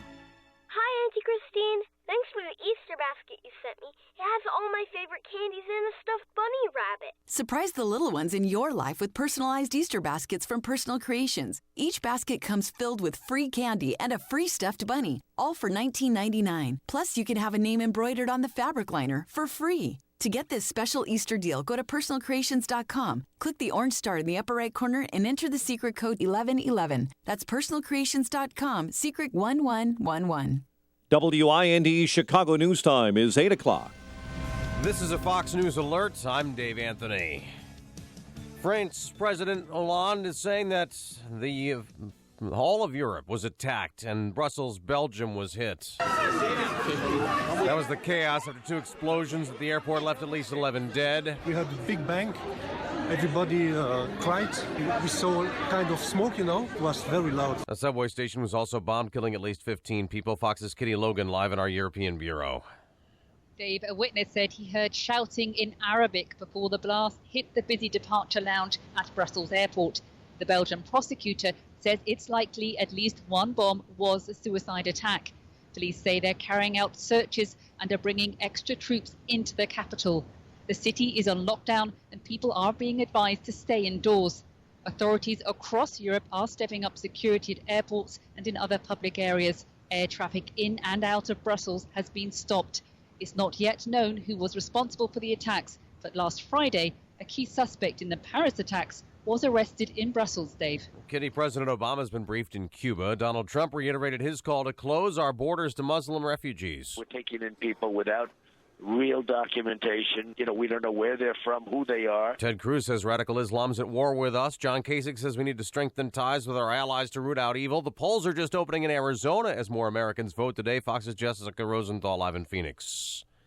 Dave, Arizona is the big prize. For Republicans, the 58 delegates are winner-take-all. For Democrats, 75 delegates are split proportionally. Trump leads in the polls here for Republicans, Hillary Clinton for Democrats. But as of the latest polling last week, many hadn't even made a pick. I haven't decided who I'm going to vote for yet. In Utah, Ted Cruz leads among Republicans, and both there and in Idaho, where there's a Democratic caucus, Bernie Sanders and Clinton are in a tight race, Dave. Fox News Radio, fair and balanced. Cloudy skies this morning. 44 degrees in Chicago at 8:02 on AM 560. The Answer. Good morning, everyone. I'm Mike Scott. A man is in critical condition after he was attacked in his motel room last night near 92nd Street and Stony Island Avenue. The man taken to the hospital with blunt force trauma to the head after suspects, according to police, pistol whipped him. They stole his car. Authorities are not suspecting foul play after a Cook County jail inmate died. Angel Cruz was in custody on attempted murder charges when he was transported to a hospital over the weekend. He was pronounced dead early Sunday. The cause of death, as of this morning, remains under investigation. A man shot by a Chicago police officer after investigators say he struck that off-duty officer multiple times with a baseball bat has been charged in that attack. 32-year-old Anthony Castaneda of Chicago faces charges of aggravated battery on a police officer and aggravated battery with a deadly weapon. The officer sustained a broken arm and other injuries. No weapon has been recovered. Chicago sports. Bulls beat Sacramento last night, 109-102, 18 each for Derek and Taj. Major League Baseball spring training action. Cleveland over the White Sox, 9-4. A split squad of Giants takes on the White Sox this afternoon, while the Cubs battle Cincinnati. The news, a service of InvisibleFence.com. Protect your pets with Invisible Fence brand. Keep them in the yard, away from the pool, and off the furniture. The Invisible Fence brand has the answer to training your pets at InvisibleFence.com. Invisible Fence brand can install in any weather, rain or shine. Visit InvisibleFence.com. 8:03, time for the AM 560 Business Beat. A service this morning of Turnkey.pro. And from the Fox Business Network, here's Jenny Casola. From the Fox Business Network, futures are lower, oil prices are lower this morning. European stocks have declined. Travel stocks are under pressure following the Brussels attacks. Among the stocks declining this morning, Air France KLM, French Hotel Group Accor, British Airways parent Consolidated Airlines, and Deutsche Lufthansa. Tony Cross, market analyst at TrustNet, says the dark cloud of terrorism appears to have returned to haunt European markets this morning. Other stories we are following, Whole Foods says it is the first food retailer to offer strawberries that are made in support of humane labor standards and fairer wages. Toyota says it will offer automatic brakes by the end of next year. The brakes stop a car when a crash is detected. And Comcast is now selling its internet and cable service through Amazon. The Dow was up 21 Monday. With the Fox Business Report, I'm Ginny Cosola. 8:05 and a check of traffic and weather on the way next on AM 560. Sean Hannity warns of a third-party challenge. The Washington Post today is claiming that a group of, quote, conservative leaders got together this morning to plot a third-party challenge if Donald Trump gets the nomination. I would argue, and I'm saying this respectfully, this is a death wish. This is a plan to help elect Hillary. This is a circular firing squad. The Sean Hannity Show. Afternoons at 2, right before Joe Walsh at 5 on AM 560. The Answer. QL1, this is Control. Ground crew is secure. Over. Copy that, Control. Rockets powering up. Over. QL1, this is Control. Does Rocket Mortgage require me to fill out a bunch of paperwork? Negative, Control. Rocket Mortgage by Quicken Loans is the first on-demand mortgage machine that quickly and seamlessly imports your financial data. You can go through the entire mortgage approval process in minutes. Copy that, QL1. That is fast, like rocket fast. Do you think that's why they named it Rocket Mortgage? Over. Affirmative, Control. That's probably why they named it Rocket Mortgage. It also works on any internet-ready device, so you can get a Rocket Mortgage at any time or place you choose. Roger that, QL1. So technically speaking, you could get a Rocket Mortgage at rocket speed from inside an actual rocket? Please just press the button, Control. Over. Copy that, QL1. 3, 2, 1. Rocket Mortgage at QuickenLoans.com. Push button. Get mortgage. Rocket. Visit for cost information and conditions. Equal housing lender. Licensed in all 50 states. NMLSConsumerAccess.org. Number 3030. 8:06 in our Guardian Security Services Traffic Center. The very latest this morning with Jim Talamonte. Thanks, Mike. Inbound Red Line trains, according to the CTA, are stopped at Addison due to some signal problems. In Lake Bluff, northbound 43 is closed north of 176 due to a crash. The inbound Edens runs 22 minutes from Lake Cook to Montrose. Outbound 25 at Kennedy, now an hour from O'Hare to downtown. 35 minutes from Montrose, 30 in the Express. Outbound 35 minutes to the airport. Inbound Eisenhower, an hour and 15 minutes. Thorndale to downtown. 55 minutes from Manheim. Outbound 40 to Thorndale. Stevenson, an hour and 15 minutes. 355 to Lakeshore Drive. Outbound 40 minutes. Ryan is 30 minutes, 95th to downtown. Tri-State southbound tied up from 120 to 137. Northbound slow from the Stevenson to 31st and from the Reagan Tollway to St. Charles. Northbound Veterans Memorial has delays from Fountain to the Reagan Tollway. Traffic answers when you need them most. I'm Jim Talamonte. AM 560, The Answer. Chicago's Morning Answer continues next. Your official Chicagoland weather forecast from the AirComfort.com Weather Center. 80 years of quality mechanical solutions for your business. The latest with meteorologist Kevin Snyder. Today will be breezy and warmer with intervals of clouds and sunshine. High of 61. Tonight becoming cloudy with a shower in spots toward dawn. Low of 43. Then occasional rain tomorrow. High of 49. I'm Kevin Snyder on AM 560. The Answer. 45 at O'Hare. Next news coming up at 8:30, and Chicago's Morning Answer with Dan and Amy continues next on AM 560. The Answer. This hourly segment is brought to you by attorney John DeWatt, an attorney with heart at thinkingoutsidetheboxlaw.com. Good morning. Welcome to your Tuesday morning briefing. Here's what you need to know to start your day. And the goal of the Human Rights Dialogue is not for the United States to dictate to Cuba how they should govern themselves, but to make sure that we are having a frank and candid conversation around this issue. If you believe we've finally come to the point where we can put the awful legacy of the last 8 years behind us. With President Obama in his final year, yay.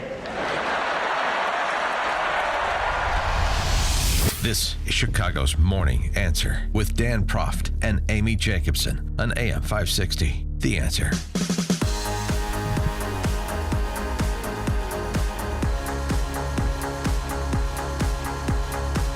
Good morning, Dan and Amy. So while the President of the United States is on a tandem bicycle ride with a dictator through the streets of Havana, our top story today, of course, is the attack in Belgium, in Brussels. 2 bombs at the airport, a bomb on the metro station. According to Belgian public broadcaster VRT, now the death toll more than 30. More than 100 injured, and unfortunately, as others have reported, we expect that to go up because of the nature of where these attacks occurred. Yeah, it is a coordinated, sophisticated attack. That's what they're saying, that sophisticated material was used. And in the airport, according to the Prime Minister, one of the bombs was a suicide bomber. 13 killed at the airport, dozens injured, and the whole transit system's been shut down. People have been urged to stay home. At one point in time, Dan, the cell lines were jammed because so many people were trying to call out, checking on their loved ones, that they were urged by the government to use social media such as Twitter and WhatsApp. Well, and we also know from eyewitness accounts, I mean, again, this is just reported, there was reports of someone saying something in Arabic either prior to or during the attack, shots fired either prior to or during the attack at the airport. We don't know. There's no group that's claimed responsibility. We don't know any details about that yet. We'll report those as they become available, and Mike Scott's on the case as well. But many think it's in retaliation for the arrest of Salam, who was taken, on Friday. Yeah, the last Paris attacker, Abdel Salam, the last Paris attacker from November. He's arrested on Friday. There's a report on Friday, concurrent with his arrest, that he was planning other attacks, which is why it's a very curious thing that Belgian Prime Minister Michel said today, they hit us when we were blind. Even our FBI had confirmed that he was planning other attacks, and it took them 4 months to find him, and he was 4 doors down from his parents' house, living in that same neighborhood, Molenbeek neighborhood, that is pretty much under Sharia law because no security police officers go in there to patrol it, because they're not respected, and that those group of people don't want big government intervention. So this is going to generate a lot of dialogue in a lot of different directions. But one of the things that we do know at this point, or at least that's been reported, is one of the bombs that was detonated was in a bag, an oversized bag that was checked at the ticket agent desk. So put on the conveyor belt to go out to a cargo hold ultimately. And one of the eyewitnesses said that it was near the American Airlines kiosk check-in point. So the question is, are we moving to a place now? Because you know what happens. Government responds to where the last attack has occurred, and security protocols are perhaps changed to address the last attack, thus removing our shoes at airports. Do you expect that we're going to move the security screening outside of the airport? In other words, you have to go, what you go through now to get to the terminal, you're going to have to go through to get inside the airport. Do you see that coming next? And would that be a good idea? 312-642-5600, turnkey.pro answer line, 64636DA, turnkey.pro text line. Or making it so that people can't be dropped off or picked up at the airport. And if you are flying out, there's a certain point, maybe, the long-term parking where you get dropped off, you take a shuttle bus, you get screened, then you take a shuttle bus to the airport. I mean, I don't know if this is going to change security worldwide, nationwide, in our country, just in Belgium.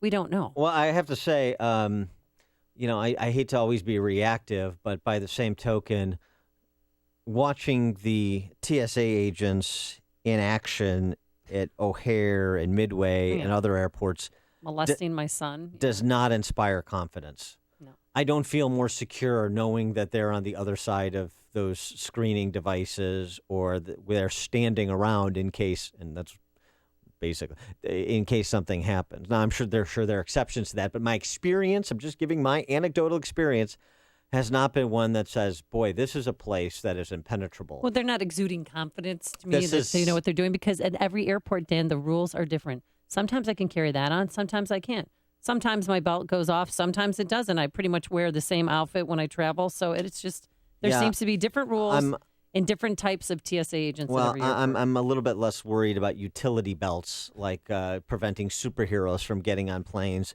and more worried about the kind of apparent coordinated attack you saw at the Zaventem Airport in Well Brussels timed. this morning. Rush hour, when everyone was going to work, and people normally are flying out of that airport, which has 500 flights a day, which sees 23.5 million passengers a year at the Brussels airport.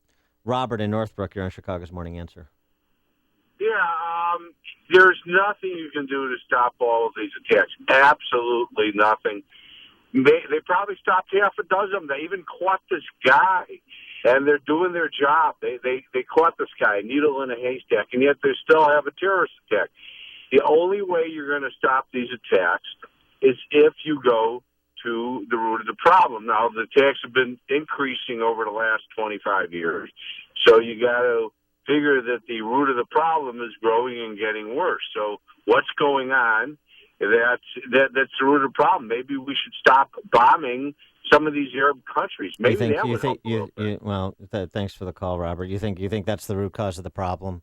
Is our intervention overseas? You think that there would not be an expansionist jihadi movement fueled by terrorist organizations were it not for our invasion of Iraq and Afghanistan? Does anybody believe that's the case? This is otherwise Al-Qaeda, ISIS? These are not expansionists.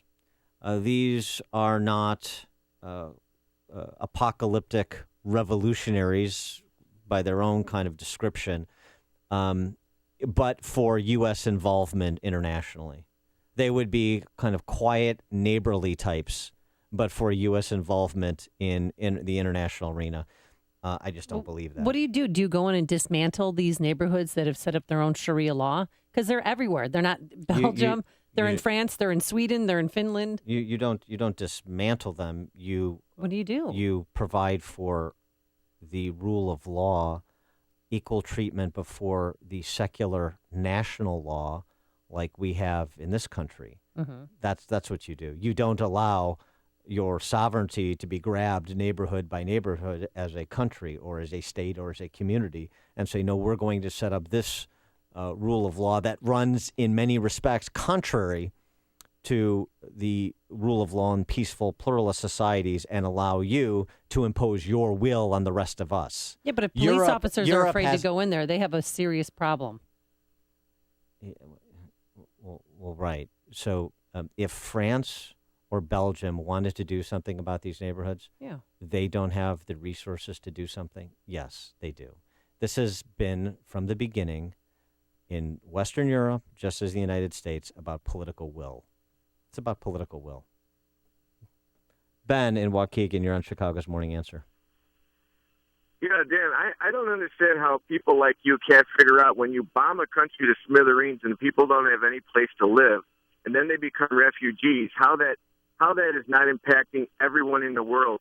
And secondly, there's two things we need to do. Get the heck out of the Middle East and get oil independent, because unless we're independent, we're not going to be able to. Yeah, I agree with exercise freedom. I agree with being energy independent. What happened in Beslan? Explain that to me. We didn't bomb Chechnya. We didn't bomb Russia. What happened in Beslan in 2004? You know, I'm not an expert. I can tell you this. Right. We should Thanks for the call, Ben. That's what I'm talking about. Beslan, we've had decades of terrorist attacks prior to any incursion into Iraq, prior to any incursion into Afghanistan. Yes, has America been the world's leading superpower? Were we at the tip of the spear in the Cold War? Of course we were. Well, Beslan was that school siege, and that video is 385 children killed by Chechen Muslims. Yeah, and a lot of them burned to death, and you could see their faces through the windows. North Africa, Middle East, frankly, into East and West Africa, Central Asia. You think if we become Fortress America, this all goes away? I mean, that is just unbelievable naivete. That is a purposeful disregard of the reality on the ground. That is the same people who say, hey, we should believe them when they say they want to kill us, saying, no, we shouldn't believe them. So, pick a position and stick with it. Kurt in Park Ridge, you're on Chicago's Morning Answer. These people, and I agree with what you're saying, it's what their holy book tells them to do. I mean, these attacks have been going on since the 1700s. Back then we had the will to stop them. Now we don't. So their holy book is saying, go move to these countries, migrate, spread the religion, and for people that don't want to convert, kill them.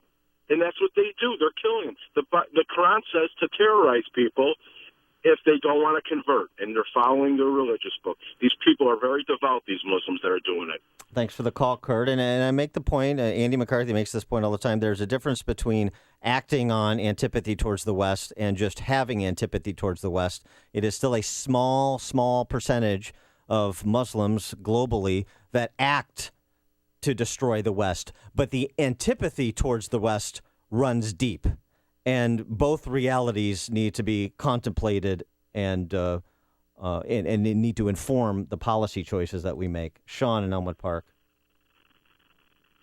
Sean in Elmwood Park. Sean in Elmwood Park his cell phone has been jammed by the. All right, we'll come back. We'll take more of your calls. There's only one radio show in Chicago talking about today's biggest stories and telling you what they really mean. That show is this one, Chicago's Morning Answer on AM 560, The Answer. 312-642-5600 is the phone number, the Turnkey.pro line. Today, breezy, warmer, some clouds, some sun, a high of 61 degrees, but enjoy it because the next 2 days there's going to be rain, possibly snow by Thursday. Travel times, how's the inbound Kennedy, Jim Talamonte? Amy, it's 1 hour from O'Hare to downtown, 35 minutes from Montrose, 30 in the Express, outbound 35 to the airport. The Eden's now just 22 minutes, Lake Cook to Montrose, and outbound 26. The Eisenhower is an hour and 15 minutes slog. Thorndale to downtown, 55 minutes from Manheim, outbound 40 to Thorndale. The Stevenson is 57 minutes, 3:55 to Lakeshore Drive, outbound 37. The Ryan, 30 minutes, 95th to the Loop. Lakeshore Drive's not too bad, really. It is slow, Irving Park to North Avenue, and northbound from the Stevenson to Soldier Field, but it's better than usual. Tri-State southbound stop and go, 120 to 137. Northbound are scattered delays, Archer to 31st, then from the Reagan Tollway to the Bensonville Bridge. Adams Tollway heavy, Roselle to 53. Westbound from the Devon Toll to Lee, Bad Orange Memorial Slow from the Boughton Toll to the Reagan Tollway. Jim Talamonte, the Guardian Security Services Traffic Center. Hey Chicagoland, the construction season is just around the corner and we all need to start getting our ducks in a row. Of course, the economy isn't as robust as we'd like it, big surprise there, and this year you'll be asked to do more with less again. No need to worry though, Draft Tech has got your back. Whether it's piping, electrical, plumbing, or mechanical, we've got the experienced designers and drafters that can add value to any project. We've got the software, AutoCAD, Revit, SolidWorks, Inventor, and Plant 3D. We've got MEP and Navisworks to help guide you through the BIM waters. We've got 3D scanners that create a perfect model of your pre-project space so that you can say goodbye to project-killing ads and reworks. So whether you're a big company with more projects than people, or a small contractor trying to move up the food chain, Draft Tech has got you covered. Check us out at draftingresults.com. Draft Tech, cutting-edge technology, old-school service. That's Draft Tech, draftingresults.com. Are you or someone you know facing foreclosure, losing the family home? You'd be not alone. See, people, we are in the aftermath of what is being revealed to have been the greatest financial crime spree in history, perpetrated by the Wall Street investment banks smuggling and packaging mortgages, and continuing this day by the mortgage servicers that service the mortgages. I'm Lou Bridges. I have a law firm I put together. We defend foreclosure actions. We help people do strategic defaults, short sales, and modifications that include restructuring. Call us for a free consultation. We'll tell you what to look for in hiring a foreclosure defense attorney. We'll tell you some of your options. We'll give you a free consultation. But whatever you do, people, never give up the land. Fight for truth and justice. You do that, and I guarantee you'll never be alone. Call 224-513-1231 or visit FightIllinoisForeclosures.com. That's 224-513-1231 or FightIllinoisForeclosures.com. Get real answers from a real foreclosure defense law firm. The following is a paid political announcement. When did Republicans lose their backbone, their guts, their conviction? Some will say they stood up to Obama. That's easy. But who stood up to their own party? That's Marlin Stutzman. Marlin said no to the establishment by voting against John Boehner. And he fought sweetheart deals on both sides by voting against the omnibus. Because politicians refuse to get it done, Marlin authored the only conservative budget that actually balances. And to keep the Washington crowd from getting cozy, Marlin is fighting for term limits to toss the career politicians out. It's not good enough to just vote for candidates who say they're conservative. We need leaders who have the guts to act like one. Marlin knows when Republicans bend, America breaks. Stand strong, Marlin. Conservative Marlin Stutzman for Senate. I'm Marlin Stutzman, and I approve this message. Paid for by Stutzman for Senate. If you're talking about it, I'll be talking about it. Dennis Prager here. Join me this morning at 11, right here on AM 560, The Answer. Well, Dan, we knew it would happen. President Obama is going to interrupt his baseball game to make a speech. He's going to be speaking to addressing what happened in Brussels, Belgium at 9:10 our time this morning. Yeah, I hope he didn't have to cancel that tandem bicycle ride with Raul Castro. A tweet, I should say, from Iowa Hawk. How many calendar dates are we now supposed to never forget? I'm losing track. Yeah. This from Josh Crozier, friend of the show from National Journal. He interviewed a Belgian counterterror official who said the following. This is a Belgian counterterror official. We just don't have the people to watch anything else, and frankly, we don't have the infrastructure to properly investigate or monitor hundreds of individuals suspected of terror links, as well as pursue the hundreds of open files and investigations we have. It's literally an impossible situation, and honestly, it's very grave. That hits home. I mean, do we go and help them then? They clearly need help. They're in dire situation right now. You will rarely hear me quote French Prime Minister Francois Hollande, but this morning he said, in case you haven't noticed, we're at war. A lot of people in this country haven't noticed either. He's absolutely right. Jay in Arlington Heights, you're on Chicago's Morning Answer. Yeah, it surprises me to hear some of the milquetoast that are calling your program. Obviously, they've never lived in Europe.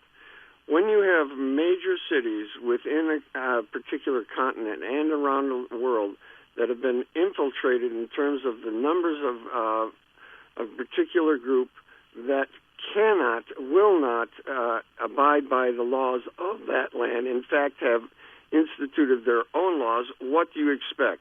In the Netherlands, per se, Rotterdam, now we're talking the third largest seaport in the world, is more than 45% of a particular foreign nationality, which happens to be Muslim. Mm-hmm. Do you think that if you took 45% of the Dutch and put them in Tehran, that wouldn't change the culture? That wouldn't change the outlook? Get serious. Thanks for the call, Jay. Good point.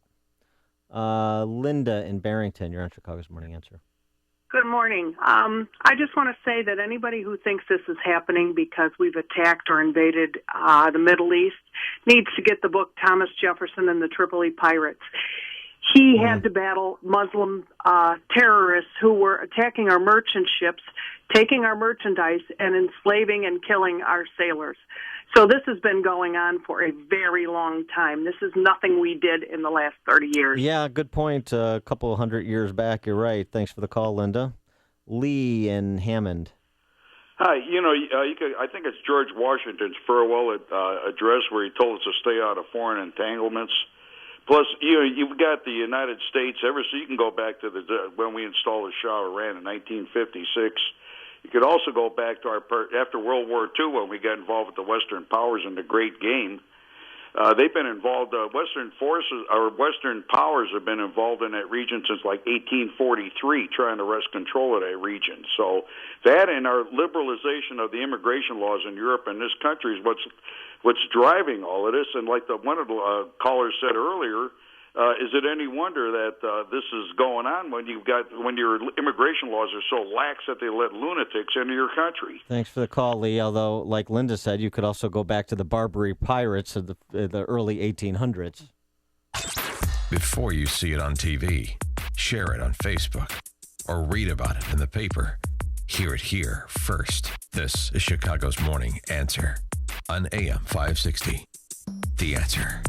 Did you know color is vital to your health? I'm talking about the color of the food you eat. A colorful diet is a part of staying well because many nutrients are color. Eating a wide variety of fruits and vegetables provides your body with the diverse chemistry it needs to heal itself and stay well. Now ask yourself, how many servings of fruits and vegetables did I eat today? Balance of Nature has solved this problem and provides an easy and affordable way to consume over 10 servings of 31 different whole fruits and vegetables every day. My name is Dr. Howard. I've recommended Balance of Nature for over 15 years because of the excellent results I see in my patients. Good health is just a phone call away. What are you waiting for? Call now and take the health challenge to get a free month's supply of Balance of Nature. Call 1-800-2468-751. That's 1-800-2468-751. Or go online to balanceofnature.com. Use promo code CHICAGO. If you're in business, you know the importance of communications. Telephony and internet services can mean success and profits. Chicago-based Innovative Networks is a complete provider of high-tech voice and data services that allow your phones and data to efficiently follow you anywhere, in the office or across the world. For companies of all sizes and industries, Innovative Networks provides state-of-the-art equipment, installation, and maintenance for a minimal monthly fee. Your company can enjoy the benefits of superior communications and greater profits. Innovative Networks is offering AM 560 listeners with a business this special deal. Pay zero upfront plus up to 80% savings over major providers. For your free business communications consultation, call Innovative Networks, an accredited and award-winning Better Business Bureau service provider, at 855-GO-4-INET or visit go4inet.com. That's 855-GO, the number 4, INET. Innovative Networks, communication, technology, and reliability for Chicagoland business. 855-GO, the number 4, INET. Coming up on Chicago's Morning Answer. We'll hear from the chairman of the Donald Trump campaign in Arizona. Their primary today. That's at 8:38. But first, into the newsroom we go. Here is Mike Scott. Amy and Dan, we are tracking two new pieces of information that have just come in through the Associated Press into the newsroom. Police in the Netherlands have halted an international train from Brussels to Amsterdam at a station one stop from the Dutch capital's busy Schiphol airport. That's as a precaution, they say. They're searching the train. All the passengers have been ordered off at the Hoofddorp station. Police on Twitter saying the station and the train have been evacuated and will stay closed until that investigation is complete. Meantime, a European security official in contact with Belgian police now says at least one, possibly two Kalashnikov rifles have been found in that departure lounge in the Brussels airport. That official spoke on the condition of anonymity because he was not authorized to speak about the ongoing investigation.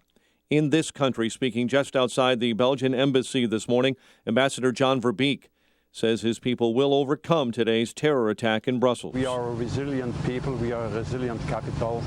We will have to overcome it, but it will take some days of reflection. Morning blast saw as many as 30 killed and 100 injured. Belgium's terror alert has been raised to 4, the highest level in the system. The president will deliver a statement on the terror attacks in Brussels around 9:10 Chicago time. Republican presidential frontrunner Donald Trump reacted to the terror attacks this morning. We have to be very careful in the United States. We have to be very, very vigilant as to who we allow into this country. Donald Trump on Fox News this morning. Today is a presidential primary or caucus day in 3 western states, Arizona, Utah, and Idaho. A man is in critical condition here in Chicago, attacked at a Southside motel near 92nd and Stony Island. A teen is dead after crashing his pickup truck in suburban Aurora. 18-year-old Brian Westcott was driving on Woodlawn Avenue when that vehicle left the road and smashed into a tree, then flipped and ran into a nearby home. A man shot by a Chicago police officer after police say he struck an off-duty officer multiple times with a baseball bat has now been charged. 32-year-old Anthony Castaneda faces charges of aggravated battery on a police officer and aggravated battery with a deadly weapon. Chicago sports, Bulls beat Sacramento. Spring training baseball, Cleveland over the White Sox. The news, a service of Unbound. There is a girl in El Salvador who dreams of becoming an engineer, an elder in Uganda who dreams of having a community to call his own. No two dreams are the same. Help one person achieve theirs at unbound.org. 8:33 and a check of traffic and weather on the way next on AM 560. Mike Gallagher does the math after mini Super Tuesday. Ted Cruz needs to win about 75% of the remaining votes in order to get the 1,237. Trump needs to get anywhere between 50 and 60% of the remaining votes, somewhere in that ballpark. It's mathematics. It's just math. And anything could happen. The Mike Gallagher Show, weekdays at 9, right before Dennis Prager at 11 on AM 560. The Answer. This hourly segment is brought to you by Papa Nicholas Coffee. Papa Nicholas, best beans, best roast, best coffee. Grandview Capital buys homes. If you have a home to sell and it has problems, we will make you a no-obligation cash offer and close fast. If your home is badly outdated, we will buy it. Water damage, mold, or junk up to the rafters, we will buy your home as is. If you have a home that is vacant or soon to be, and you want to avoid the exhausting and stressful ordeal of maintaining it, paying taxes on it, or attempting to sell it, let Grandview buy your home today. We'll give you a fair offer with no obligation, pay you cash, and close on your timetable. Leave the stress and the mess to us. To sell your distressed or vacant home quickly with no commissions and without repairs, call Grandview at 1-800-USA-HOMES. We will buy your home today. Call 1-800-USA-HOMES or visit gvcproperty.com. That's gvcproperty.com. Call the name you can trust, Grandview Capital, accredited by the Better Business Bureau. 8:35 in our Guardian Security Services Traffic Center. The latest this morning with Jim Talamonte. Thanks, Mike. On the inbound Edens, traffic is slow from Elston to Montrose. It's 22 minutes from Lake Cook to the junction. Outbound 27. The Kennedy, 50 minutes. O'Hare to downtown. 35 from Montrose, 30 in the Express. And outbound 35 minutes downtown to O'Hare. Inbound Eisenhower is an hour and 15 minutes from Thorndale to downtown. 55 minutes from Manheim. Outbound 40 to Thorndale. Stevenson, 57 minutes, 3:55 to Lakeshore Drive, outbound 37. Ryan is 30 minutes, 95 to downtown. Lakeshore Drive southbound, heavy from Irving Park to North Avenue, northbound from the Stevenson to Soldier Field. On Tri-State, little heavy approaching LaGrange Road, then from the Stevenson to 31st, and from the Reagan Tollway to St. Charles. Adams Tollway a bit tight, Roselle to 53, Veterans Memorial, slow from the Powelton Toll to the Reagan Tollway. Traffic answers when you need them most. I'm Jim Talamonte on AM 560, The Answer. Chicago's Morning Answer continues next. Your official Chicagoland weather forecast from the aircomfort.com Weather Center. 80 years of quality mechanical solutions for your business. Breezy and warmer today. Clouds and sunshine mixed. A high of 61.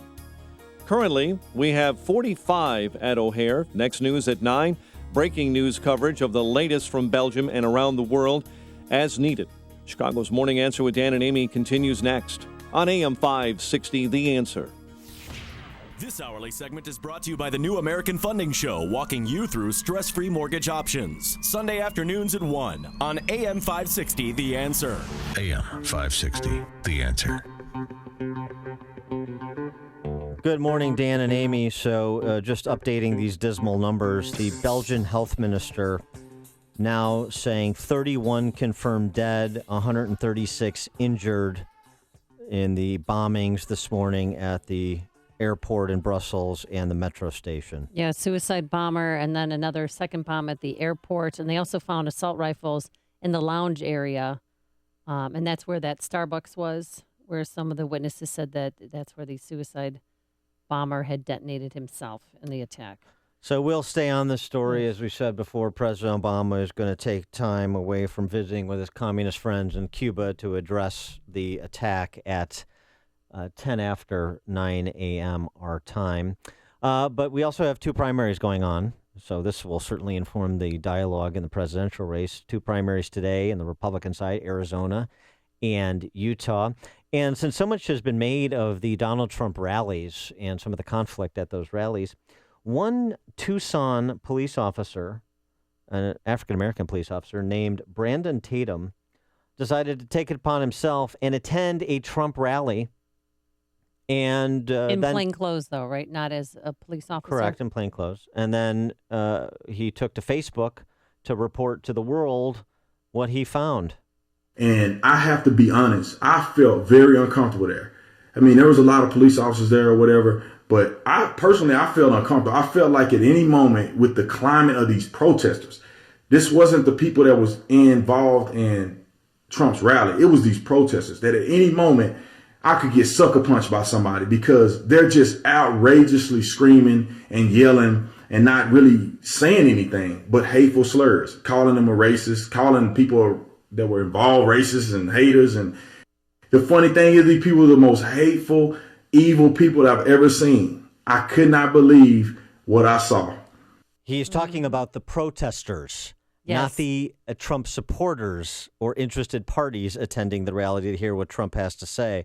Just a little, broader perspective, since the Washington Press Corps is driving one viewpoint. You have some people that are going to the rallies and reporting back, and they tell a very different story. It was just interesting to note. I suspect that Jeff DeWitt will like to hear what Brandon Tatum had to say. Jeff DeWitt is the state treasurer of the state of Arizona, and he's also the state chairman of the Trump campaign there. He joins us now. Jeff, thanks so much for joining us. Appreciate it. Thank you. Thank you guys for having me on.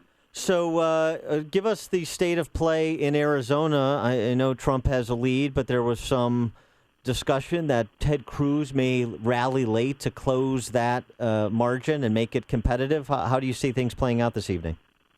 I just don't see it happening that way. I think that Donald Trump will prevail here in Arizona. Being a winner-take-all state, the candidates that really don't feel they have a shot will deploy elsewhere. Like Kasich, I don't think we've seen anything Kasich here because he knows he doesn't have a shot. If it were a proportional state, you would see them all show up just to try to get some delegates. And so I think you see Cruz and Kasich really concentrating on other states. But this is a very Donald Trump state. And, I'm the first statewide elected official in the country to endorse Mr. Trump. And I'm joined now by Sheriff Joe Arpaio, who's very widely known as the world's toughest sheriff, and our former governor, Jan Brewer. He has a lot of support here in the state. And a lot of that is when you see these attacks in Belgium and you think about our own immigration problems and how we have people that are coming into the country that are not being vetted whatsoever, and no one knows immigration better than the border states and better than Arizona. And so it's always a hot topic here, too. Well, how big of a problem is it there in Arizona? Well, it's when you're here on the border and when you talk to the border sheriffs will go around and they give speeches about how people are just streaming over and it's a lot. It doesn't get reported. And so if you go to a state, I don't know, like Idaho or Ohio, they don't have these kind of problems where you have people all the time. But we have a very elevated level of crime versus other states when you look at illegals that come over. So Donald Trump has the only plan out there to do something about this, and that obviously speaks well to the citizens of Arizona. Again, being a border state, you see more than you see when you're not a border state. Are you encouraged? Trump met yesterday with some Republican panjandrums there in D.C., including former Speaker Newt Gingrich, former Senator, now Heritage Foundation President Jim DeMint, and a handful of others, including some members of Congress that have endorsed him.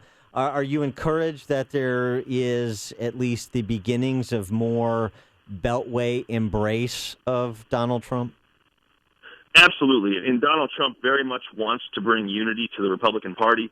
He wants to get everybody together. I think you're starting to see that now.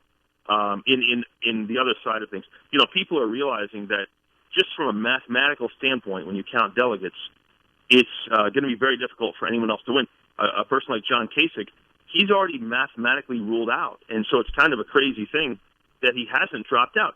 He, still in the race, has less delegates than Marco Rubio has. And Marco Rubio has dropped because he was mathematically eliminated. So John Kasich is mathematically eliminated. He cannot win. If he won every remaining delegate, cannot win. And then you look at Ted Cruz.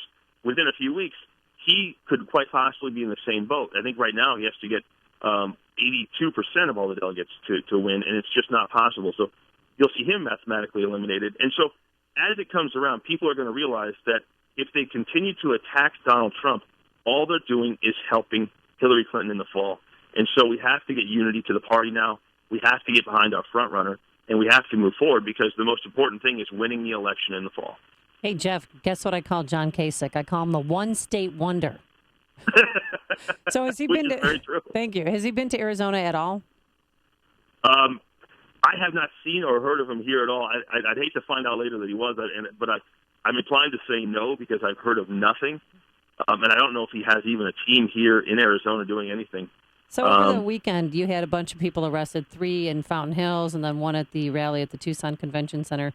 Do you think all of that attention helped convince maybe some undecided voters to vote for Trump? Yeah, there was one of my favorite tweets here was someone had said 3 people arrested blocking the road to the rally, creating 300,000 more Donald Trump fans. Yeah, That's yeah, great. there's some truth to that. But now, then, let me press you on the flip side of that. This rally in Tucson that became a bit of a story because of Corey Lewandowski, Trump's campaign manager, again involved in crowd control.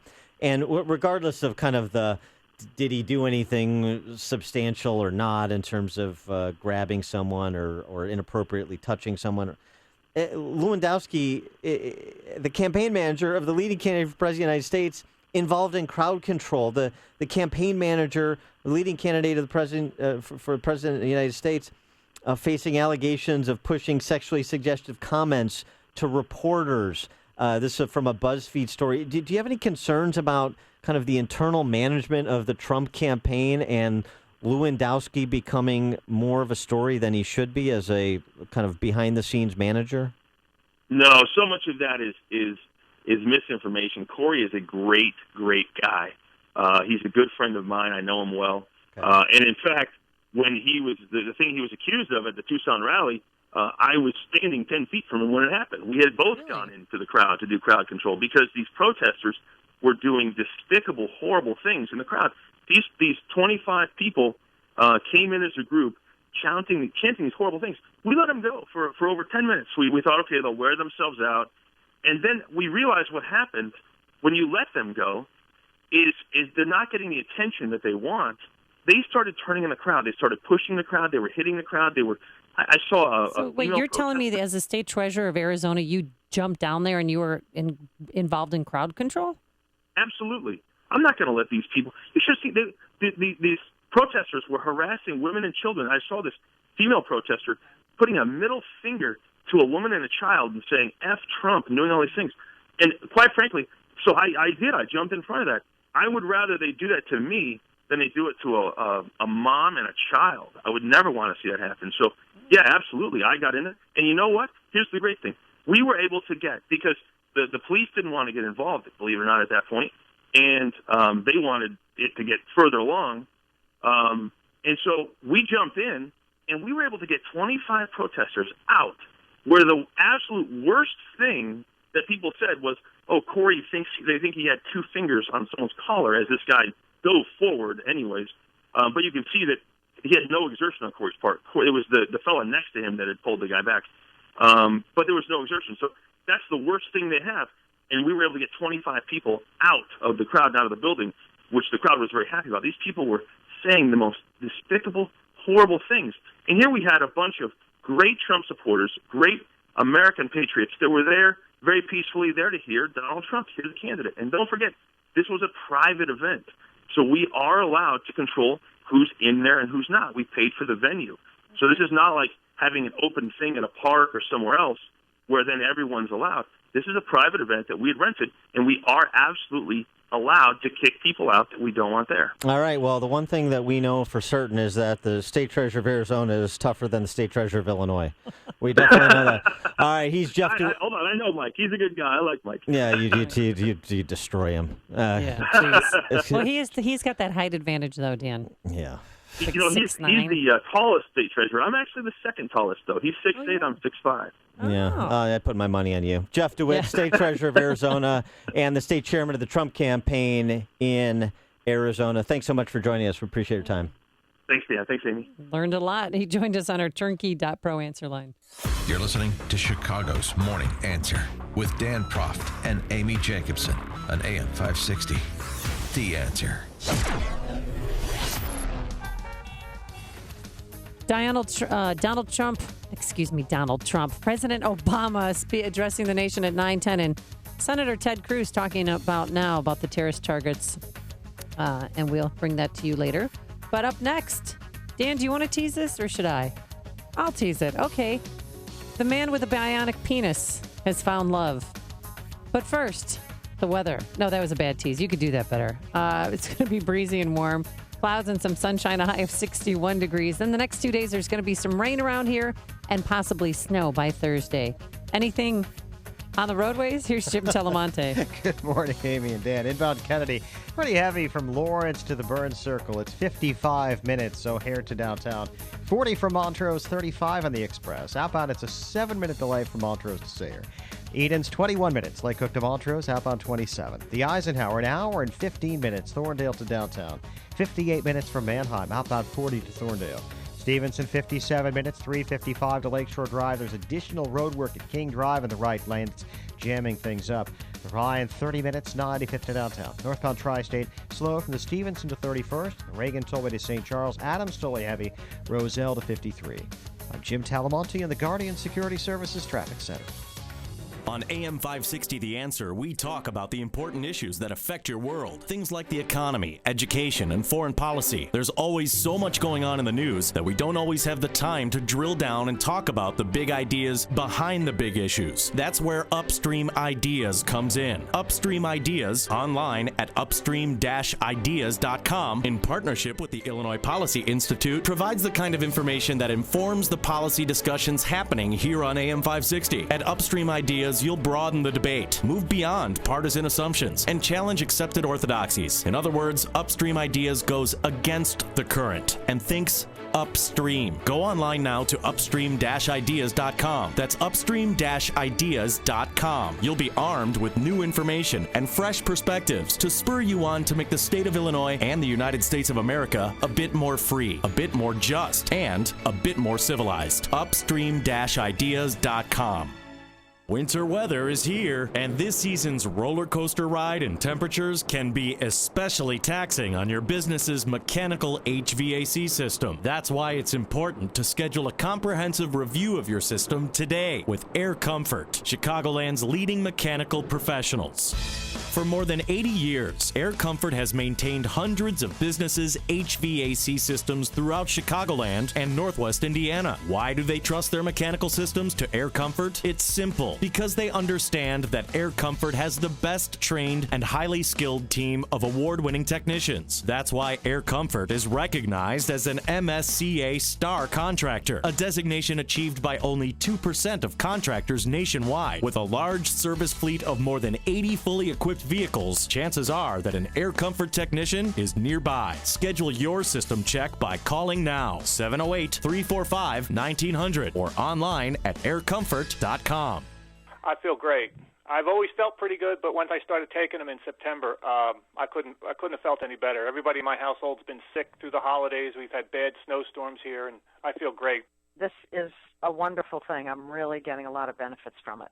I'm 70 years old. I'm going to be 71 in April, and I just feel generally much better. I would also say there have been all kinds of colds and flu around me, and I haven't caught any of them. I have arthritis, and that has not been as much as it used to be by a long shot. So it's touched me in many areas. Good health is just a phone call away. What are you waiting for? Call now and take the health challenge to get a free month's supply of Balance of Nature. Call 1-800-2468-751. That's 1-800-2468-751. Or go online to balanceofnature.com. Use promo code CHICAGO. Chicago's Morning Answer with Dan and Amy continues now. And make sure to stay tuned to catch me, Mike Gallagher, coming up at 9, only on AM 560, The Answer. My head's like scrambled eggs, my brains. But I remember talking about this story. The man who received a bionic penis he was a virgin, and he wanted to find love and enough about have me. sex. I want to talk about Muhammad Abad, who is no longer a virgin. Oh, really? Yeah. Is this when you say congratulations or mazel tov? What do you say? I don't. 44, the 44-year-old virgin with the bionic penis. I can't wait for the sequel. There it is. Oh, yeah. I had a Lee Majors doll. Did you? Well, the $6 Million Man action figure. Yeah. He had to wait to lose his virginity, did Mr. Abad. He's across the pond there in England because he just recently got the bionic unit fully functioning. And this is like a serious matter. This is the guy, wasn't he a kid in a car accident? Yes, And the and he lost- appendage flew down a few blocks and well, that's the same story, right? Yeah. I mean, it. how many people out there have this kind of dilemma? He was run over and dragged 600 yards when he fell into the road during a snowball fight at the age of 6.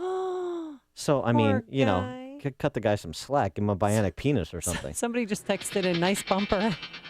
Yes. Well, he contracted with a professional in the business of helping people lose their virginity named Charlotte Rose, and that's what happened. He got the 70,000 pound. That's the cost. Thank you, bionic Dan. unit, and he tested it for the first time. According to all reports, it performed well, and there was only one setback: one side of the pump failing to inflate properly. If you want all the vivid details, which I know you do. But otherwise, it was frustrating, Mr. Abad said. Yeah. But I'd already waited 20 years, so one more day didn't hurt. And the following evening, everything went smoothly. And she waived her fee for Oh, that's so sweet. the bionic penis. Not a bad band name. This is the morning show more Chicago radio listeners are choosing. This is Chicago's Morning Answer on AM 560. The Answer. Signature Bank is Chicago's fastest growing, independently owned business bank. Signature Bank listens to your story, learns about your business, and sticks with their customers. I'm Dan Proft, and I know this because Signature Bank is my business bank. I'm Kevin Bastuga, co-founder of Signature Bank. As native Chicagoans, my partners and I know this city, its economy, and the challenges that small businesses face. We like to think of Signature Bank as your hometown bank. Chicagoans helping Chicagoans. We understand that banking is ultimately